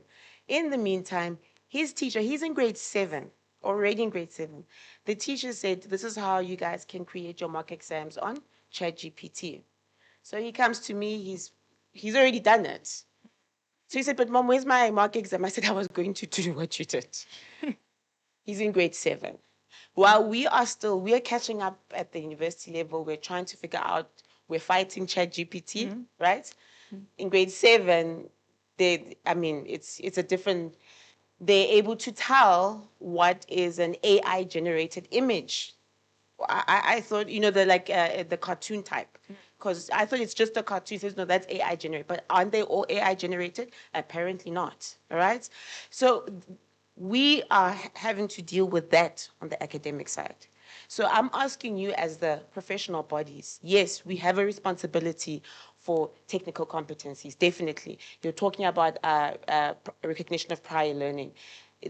We cannot just recognize prior learning for financial instruments, valuations, or something like that. And I understood that, and we have that role. But we do have a role to get them ready for the future so that when they come into the world that changes, you can then train them in your systems. The employer is the employer. The educator is the educator. Thanks. Thanks, Dr. Fururu. We're going to go to, yes, Dr. Masia, please. And before Dr. Masia, colleagues, multimedia, can you check if we've got hands on the online on Teams? We can also entertain. Please, Dr. Masia. Okay, thanks. As I said, I'm Masia from Financial Governance. She's my sister boss. Colleagues, for me, I would just want to challenge the professional body. I think it should not matter, that's my view. It should not matter whether a student will go to PsyCA and do CA or cyber. What should matter is should be us, the graduate. It means there should not be a qualification like Mulungisi when he was showing that NQF7, none. To me, it's to say, when we have got a graduate, like a big home to graduate, it should not be fit for purpose for PsyCA. It should be a graduate that will say, we'll develop a critical thinker who should not matter which professional body is going to. He will be able to adjust there. It means now that we're in an institution where there's too much of research, like myself, I just completed my doctorate now. Then I realized that while I was doing the research, it was teaching me critical thinking. Then when I came back, I was given a question to say, Mike, review a CTA paper. But it has been long that I was not in the system in terms of academic teaching. But I'm able to pick up issues because what research teaches me was now to be a critical thinker. Then if we now develop our program in a way that we're saying, this, when it's done, it should not matter whether it's going to say he will be able to cope in regardless of the professional body. To me, that is fundamental. I will talk to tax. I used to work for SARS 15 years ago. And when I joined the institution, I realized that what I was taught in tax by the university, it was not supposed to be so. Because SARS, they do what called auto-assessment themselves. It means for me to teach a student to do taxable income of an individual, while the SARS system, they've got a system that they will do the calculation for. It means I need to ask myself to say, what should be the learning outcome that I want to achieve for a student? Is it necessary to teach a student to do the calculation of taxable income of individual, while SARS system automatically will do that assessment? Those are the questions that we, as an institution, we need to ask ourselves. Say, are we really teaching a student? Are we doing a student any favor for teaching them taxable income, or either of a company? While even in our assessment, maybe we don't never see what is IT12 look like. Then it means in our assessment, we need to say, this is the IT12, this is how it look like. Now, this is the RP5, this is the IT34 assessment.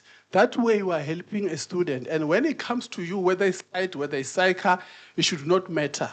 A student, whether in practice or not, we have given them the practical, and we know what we are doing with us. So to me, the graduate that we need to produce, it meant, but I think we're not doing any justice when we are trying to fit this competency framework to each professional body. We need to say, we are happy with the graduate we have. It's a critical thinker. He can cope in any situation. To me, that's where we should going. Thanks. But I'm challenging the professional board to say, give him Mulungise and under all this competency framework, try to fit there. I think it won't work. Thank you. We had Stella, please, and then yes, Kim, and then I'm gonna move on, and then Wingwing, and then I'll move on to the next. Yeah. So Stella here. So I think I just wanted to say we do need to resolve, colleagues. We can't ignore it. Business needs someone who's ready. I don't have money to train anyone. All I have clients backing that they need their work done. I went through the psycho route. It's overload. It's crazy. When we have a gap, you actually spend 2 days resting. After that, you try to catch up. And I'll go to what Dr. Masia is saying. We need to make someone that can problem solve. The argument when I finished my CTA, it was when they changed to call it a certificate instead of an honors, because they were saying we should have research. And it was like, no. We can't have research already. We are struggling with CTA as it is. You can't have research. I went over and did my master's. Then I saw the difference. The difference is, and sorry to say, but what makes a great employee is someone who can be in a tight spot and they get themselves out. And that is what I hope with all the professional bodies, we're competing for the same people. But what I hope is for me to have an accountant that I can put in Ireland, produced in South Africa, to be able to make his or her way around. And that is what I hope as academics. I do get involved in academics myself as well. We produce that human. That goes to the tests. We have taught them, right? The assessment, that's where I think the question should lie. How do we then assess their competencies? I'll go back. When I was doing first year, some modules would be saying, explain the characteristics of that. I'm like, I'm explaining characteristics. Am I at high school? I'll say, I wrote psych exams in third year level. They went straight to say, advise client X. So what I'm saying, colleagues, let's look at how we are testing. Even when on the text part, I'll make an example that Dr. Masia is saying. Give, for an example, this person an entire IT34. let them criticize it. Right? And that way, it's not because we're saying just change your way of teaching. We're just saying in how you assess their competence, let it not be regurgitatable. Let it not be something they can just put out. Let them think a little bit. And then we'll be able to produce people. Colleagues, business is changing. Entrepreneurs, they don't, for lack of a better word, they don't give a damn. When I sit in an interview and I ask you, do you know Excel? And you say you don't, I close, you go. Thank you. And thank you. Thank you, Mrs. Stella. I think I had two more hands, colleagues. And then, yes, Ms. Kim and then Ms. Nguyen. And then we will move. I want us to also engage in another part of the conversation. Please, Kim. All right, thank you so much, Kim again from SAIT. And as somebody who works directly with workplace providers, and I do engage with them, we recently actually had done a survey to see just the selection criteria, what employers are looking for. And I think this is also where UNISA needs to really bridge the gap. The top 3 things that they look for in the selection criteria is 27% was communication skills. We normally host a student conference on a year-to-year basis to get to know the students, the honest students, who are looking for work the very next year in taxation. Students can't talk. They're scared to speak in front of people. And these are people that's going to be client-facing. This is something that we've seen that universities, not just UNISA, other universities too, really need to be able to bridge that gap in terms of that skills, the communication skills, and not just the skills itself, but also the jargon, the taxation jargon. I don't really know it because I'm not in tax, but the taxation jargon, professional writing, that's the one thing that students lack, and that's the one thing that employers complain about. And then the other one was professional attitude. Students still think, or graduates still think that a person is going to run after them. That, oh, have you done this? No, companies are not going to do that. Same as what Stella had just said now. Companies want a person who's going to be professional, who's going to be a go-getter. And then, of course, the last top 3 of the selection criteria they look for is the academic performance. I always tell students, you can't say that you want to work in taxation and your average is 50. Come on, like, what are you thinking? You can't just pass because we have seen, I especially have seen this in the long run. In terms of the work integration, the students who, of course, do get employment, they complete their articles, and then they struggle to complete our professional board exam because it's a 2-day board exam. And as Stella also said, I was actually invigilating in Cape Town. One of the students asked me, or candidates asked me, how am I supposed to change the formula on Excel? The moderator got back to me and told me I must tell the student they can't be asking me that. Excel is the basis of tax and accounting. So you can't say that you're here to write a board exam and you don't know how to change a formula in Excel. So it's very shocking. Yeah. You know, so I think these are the things that universities really need to focus on in terms of perhaps UNISA could look into inviting the honors commerce or honors graduates or people who are about to graduate to, you know, mingle with each other, to speak, to have an engagement so that they can actually get the feel of how it is of if they were actually to be in that space of being employed and meeting clients and actually being able to speak and have the communication skills.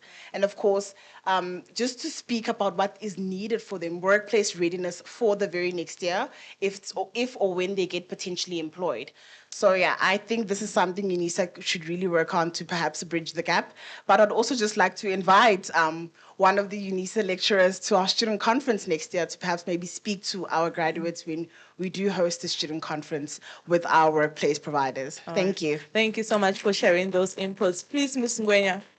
Yes, sure. I'll comment lastly on this one. A lot of what I wanted to say has been said, but I just want to say that there is a need to review what we are doing on the syllabi. It is too content heavy, and yet we've got ChatGPT, AI is bridging that gap. We can actually cut the syllabi into half and have the other half to fit in these work integrated skills. And unfortunately, Dr. Pududu, we do need to have the experience that they will be getting at an employer whilst they are at university. If you look at one of the advanced countries, like China, their education system is from A to Z. When they come out, they are ready to do what they need to do. So with us, the 6-7 years that you have to spend before you become an accountant is way too long. And we need to be looking at how do we make, and the reason why we're doing that is they come with a degree, a 4-year degree, but they don't have any practical experience. And some of them still can't even complete the competencies that we require in the 3 years that they will be on a learnership. So we therefore need to look at how do we then cut this down, because 7 years is a no-no in the age that we are in, and that really requires us sitting around the table, cutting out the syllabi and looking at what are the key things. And I'm happy that your grade 7 son is already using ChatGPT to unpack. And at universities, we're still fighting it, saying don't use ChatGPT, and that's plagiarism. There is a lot of things that and yet, if you take that accounting standard, take your IFRS 16, put it on ChatGPT, say, summarize, explain, you will get a 90% accurate explanation of what it means. That's why we still need the 10% that's going to come from us as lecturers. So that's something that we really need to do. It is a total mindset shift that we need to have and try and look at work integrated learning. It's now a requirement, whether it's a university or a university of technology, we need it, so that the learners are coming out more prepared for the workplace than what we are seeing currently. Thank you. Thank you. I am really glad that there is a consensus in the room from the professional bodies that maybe we are content heavy in our curriculum and need to have a shift. So, Mr. Hlongwane, when you look at these frameworks, when they come for reaccreditation, we're going to call them to it and say, but you're still wanting me to teach this. You're still wanting me to teach this. I think we also have to push back to a certain level, because sometimes we as higher education, we are receiving, you give me a framework, and the receiving is because we believe you interact with the employer so much that you would know what the employers need. But what's happening now, I'm required now to teach even more content that is obviously not necessary. I want us, colleagues, I know lunch is ready, just for another 10 minutes, I want us to entertain this topic, and I keep hearing it, and maybe that is another thing that we have a problem is we are producing graduates that are going to be employees. And that's a problem to me, living in a country where we cannot even we can't absorb our current graduates. We don't have the employers. Now, how can the frameworks, the competency frameworks that we receive from the professional bodies help us to produce employers? Graduates who will start their own businesses. Are we leaving it to the business school? Are we leaving it to the men on the street? I mean, as we say, Sicelo says, business don't care. Because that guy who's owning that business that you, with a 7-year degree, wants to work for, don't care about IFRS. Just fix this. Just get my tax right. We come in there with degrees, but I can't even create a job for my cousin. So how can the frameworks, I'm really just provoking you colleagues, to go back and think about this, because as we say, we appreciate your collaboration, and your endorsement increases the credibility of our offering, our qualifications, but we find there is this critique that accounting professional employees, when are we becoming employers? And how can we transform by means of maybe the frameworks that we give to higher education? And speaking to that, the age that we're living in, the 4IR, the 5IR, why are we fighting AI? What is wrong with AI? To what level are we accepting AI, or should we have a level, to accept it? I think also the fear comes. Accountants are often criticized for being risk averse. Oh, we're not sure. I'm not sure what this thing is gonna do. Is it gonna take my job? Is it? I think we need to start embracing. The honest truth is that we're hypocrites. How many of us here haven't used AI? Exactly. Exactly. So, but then how are we now? So we are lagging behind once again. Life is moving on, and the accountants are like, it's plagiarism. You know? So how can we then also in the frameworks incorporate what is plagiarism? Maybe we need to define that when using an AI. What is plagiarism? And then what is collaboration? The tech people say that I collaborated with AI. I've heard it in a lot of conferences. Hi, colleagues, this is my slide. I must admit that in this slide, I collaborated with AI. I'm like, oh, okay. So that's not plagiarism.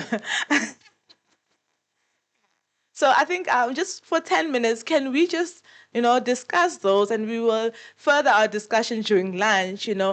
When are we going to start producing employers? I've got a big problem with that, because all these graduates are sitting there and someone must employ them, and Ms. Kekane is not going to employ someone who's going to tell her about Section 1. She wants to get straight into business. So that graduate is not going to get a job with her. And Sicela is not going to employ someone who can't do in RP5. So that graduate is sitting at home. But how can we make shift? Not producing employees, but produce employers. And how can we change? How can we make that shift? Please, Prof. Margaret.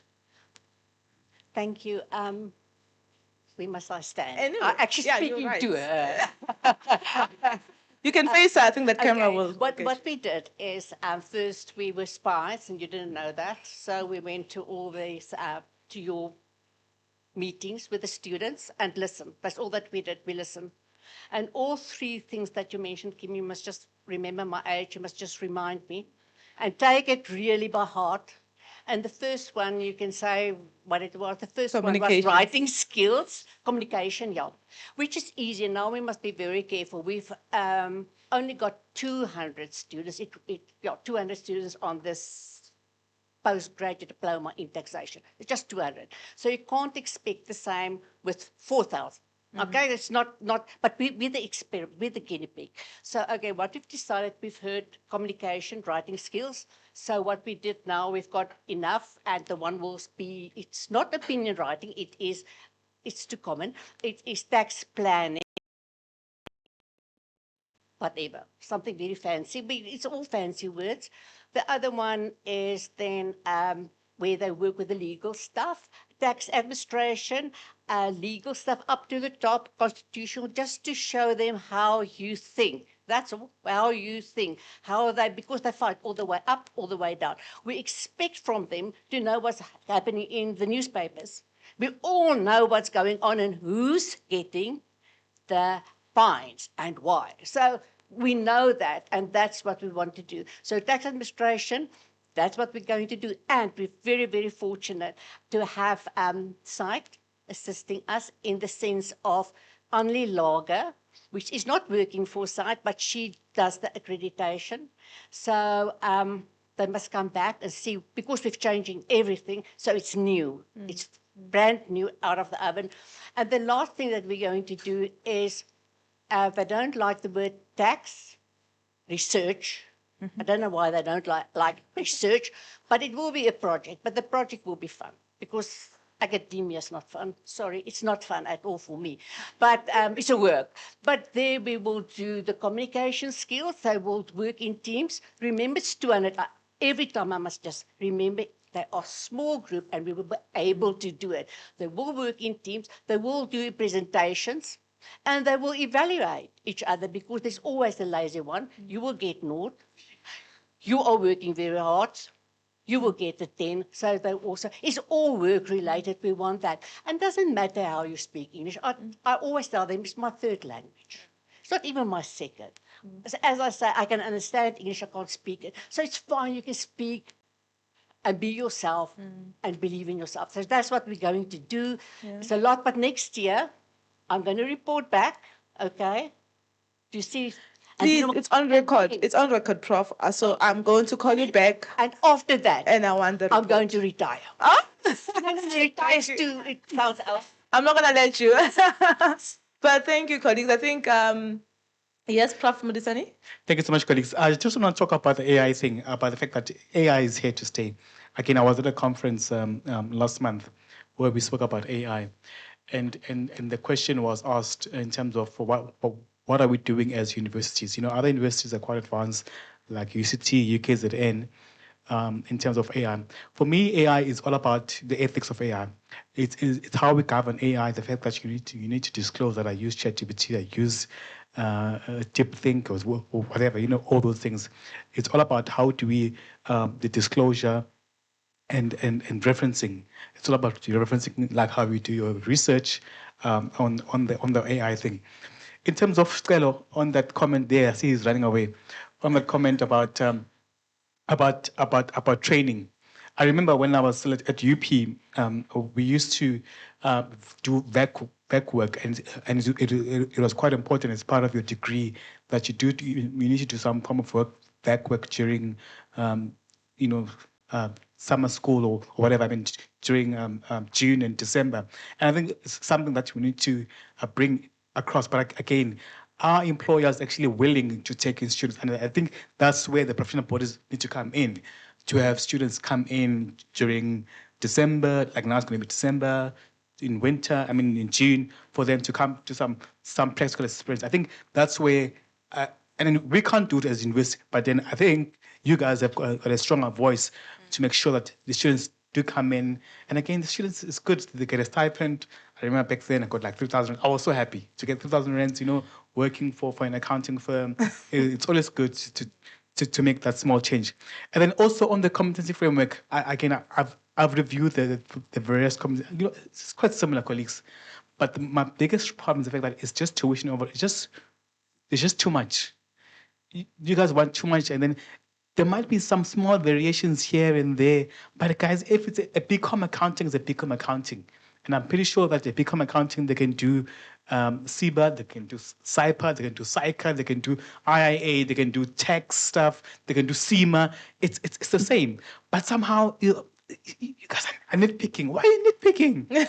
when the stuff is actually quite the same. And again, it makes it so much more harder for students to learn and to try to specialize. Yes, I do appreciate, maybe someone might want to be a tax expert or might want to be an internal auditor. But then again, accounting is the same throughout, auditing is the same throughout. But then, we must just try to find a way of how can we collaborate to make sure that, we lessen the load, encourage more critical thinking, because it just becomes too much for us to teach as academics. It becomes too much for students to consume. Hence, some of our students, I've noticed, they're actually battling. They're battling to pass these professional exams, whether it's CIPA, whether it's CICA, whether it's your exam at the site, whether it's the CIA, whether it's the fraud exams. It's just too much information overload. It's just not working for us, colleagues. We just need to find a way. How can we try to streamline things, to focus on the most critical things, again, practical training, to say, can the students actually go into an environment, go work at ABSA, go work at an insurance company, go work even in government. Colleagues, something which I've noticed, we tend to ignore private sector. Private sector is a big market, and I've seen public sector is a big market, and I've noticed professional bodies, all of you are guilty. You ignore public sector. I don't know why you do it, but you do it. You tend to ignore the public sector in terms of what things are doing, in terms of what is required from there. But all of you, I promise you, all of you are guilty. Prof is provoking you. Prof, please do not provoke my guests beyond my limits that I have set. I think, colleagues, I think the lunch is ready. I'm just waiting for my colleague to indicate. We can take one more comment, but I'm not hearing this business readiness, entrepreneur readiness. Please entertain us. is an online. Thank you for that. Yeah, that's a very critical one. I'll be honest with you. It's very, very critical. Right now, the unemployment rate is just crazy, and it needs thinkers. And can I be a contrary? Go ahead. Entrepreneurship is not for everyone. Yeah. It's brutal. I've had the privilege of being involved in starting something from zero to where it got big and went on to start others, right? Accountants, I'll say, compared to every other degree in terms of entrepreneurship understanding, we are almost 70%. And thank you to all the colleagues in their frameworks. This is where this is coming from, right? We understand the beginning and the end of the money. And our lack that I hope we will address is the selling part. In the experience that one can make reference to, the failures that have happened, it is because most of the guys that started entrepreneurship, they ignored the accounting element. I will actually say, let's not rather go for the idea, but let's go for collaboration. Let's meet the inventors and commercialize their idea. Because we have the skills to commercialize. And we can do models. And when these guys are all of them going to look for money, what do they call? The accountant. And we can already do that. As accountants, let's find my friend who's an engineer from my village who already has the idea. Let me find my friend who just did agriculture, who has the idea. And my job is to commercialize that. We need to accept our position is CFO or financial director. Let's not try to be the CEO. We are still as critical as the financial director. What I want to drive home, ladies and gentlemen, is entrepreneurship alone, you will never do it. You need to collaborate. And another thing that I will put at universities and academics is, we do a lot of research that is gathering dust. Why are we not monetizing the research? We find great things that's going to sit in a research paper. And in that department is an accounting department. What I've seen as accountants, we are able to build a business model out of an idea. That we are able to do. But because we are forcing ourselves to be the ref, the player, the substitute, and that's where we go. We got it all wrong. I'm making Theo Baloy is a CA. The guys, investor guys, are CAs. There's a couple of them, right? I'm saying, let's accept our strongest point. Let's find the people. Right now, there's a problem in the SMME area. There's a disjoint. We have got the banks and the investors. Then you have got the people with the ideas. They can't meet each other. All they need is an accountant. That's the only thing they need. Because the bank wants FICA documents and they want a financial model. The guy with the idea does not even know where to start. The accountant, we have been equipped with those skills. All you needed to do is to bring that gap, you get your shareholding, and you move. By so doing, the one thing that now that investors are looking for when they're investing in a startup, it's great. There's going to be GA, there's going to be G20, right? And there's this green energy investment fund. There's one guy who has land, and he's an engineer.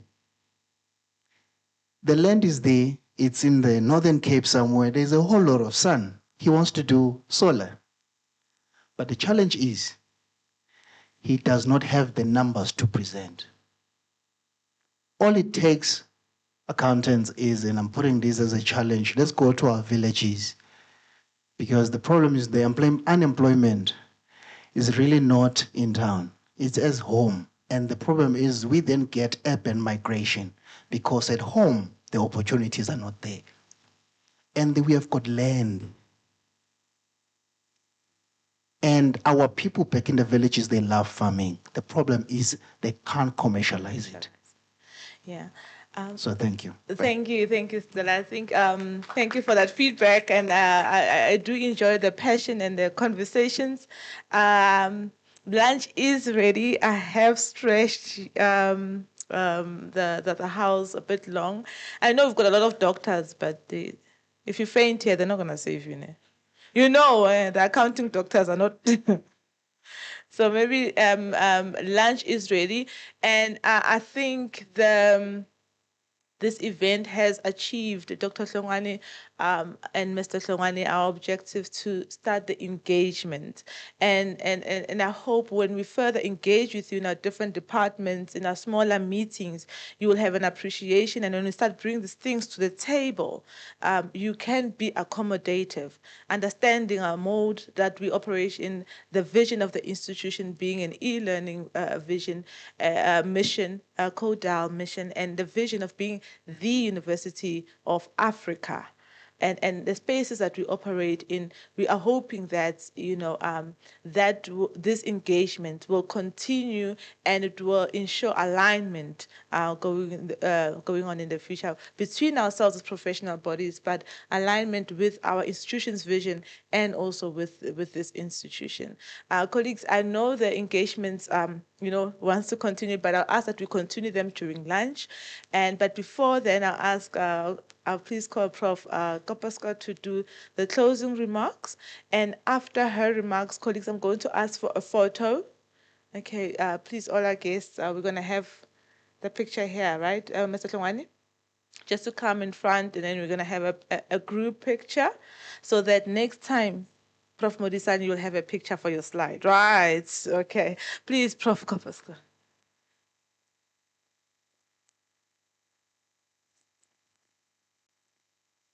Lower the mic, can you hear me? Good afternoon, esteemed guests, colleagues, partners, and friends. As we come to the close of this meaningful and inspiring stakeholders breakfast, it is both my honor and privilege to extend a heartfelt vote of thanks on behalf of the College of Accounting Sciences.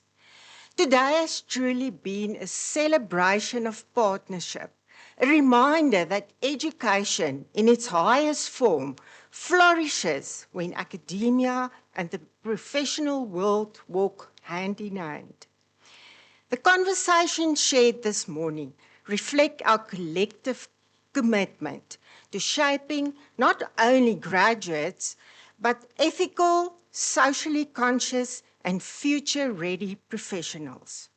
First and foremost, I wish to thank our distinguished guests from the various professional bodies who made the time to be here with us today. Your presence reaffirms the value you place on the collaboration with the College of Accounting Sciences. You are not just regulators and gatekeepers of professional standards. You are partners in education and transformation. The insights and reflections you share today will no doubt inform us how we refine our curricula, research, and work-integrated learning opportunities to meet the evolving needs of industry and society.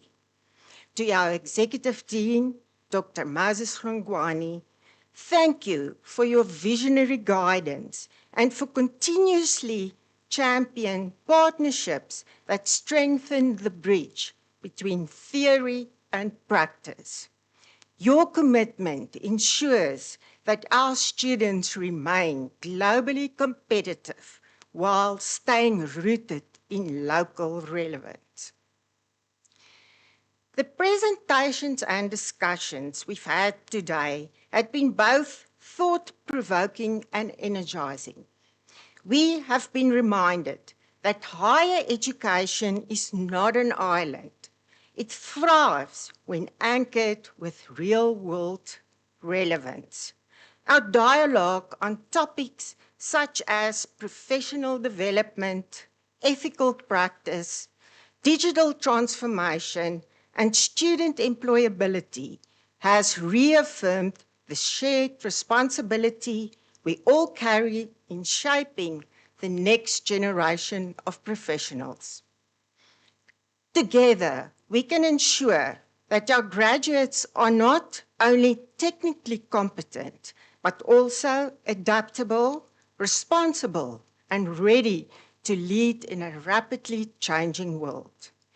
We also acknowledge our organizing committee, the catering staff, and everyone who worked behind the scenes to make this breakfast such a success. Thank you to the beautiful Ayanda for being our program director this morning. As we close, let this not be the end of our engagement, but rather a continuation of a conversation that grows stronger each year. Our shared vision is clear: to uphold the highest standards of professional excellence while contributing to the social and economic development of our nation. In closing, I want to thank each one of you once again for your time, your partnership, and your presence here this morning. Your engagement gives us confidence that our work in higher education continues to be relevant, respectful, and impactful. To those traveling back to your offices in institutions, we wish you a safe journey. And to all, may you leave inspired and reminded that the future of our professions depend on the strength of our collective commitment. Thank you.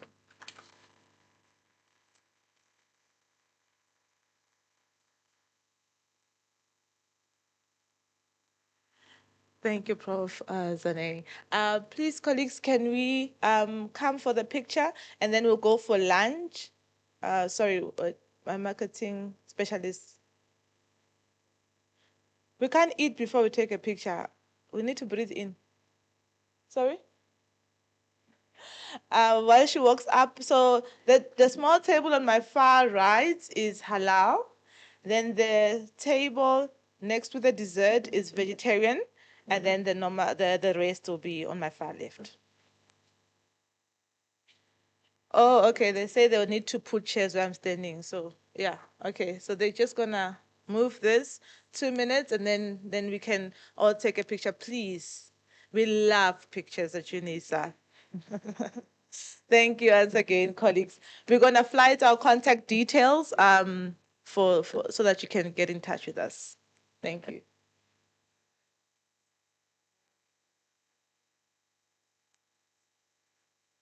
Sticky in. Okay. Oh.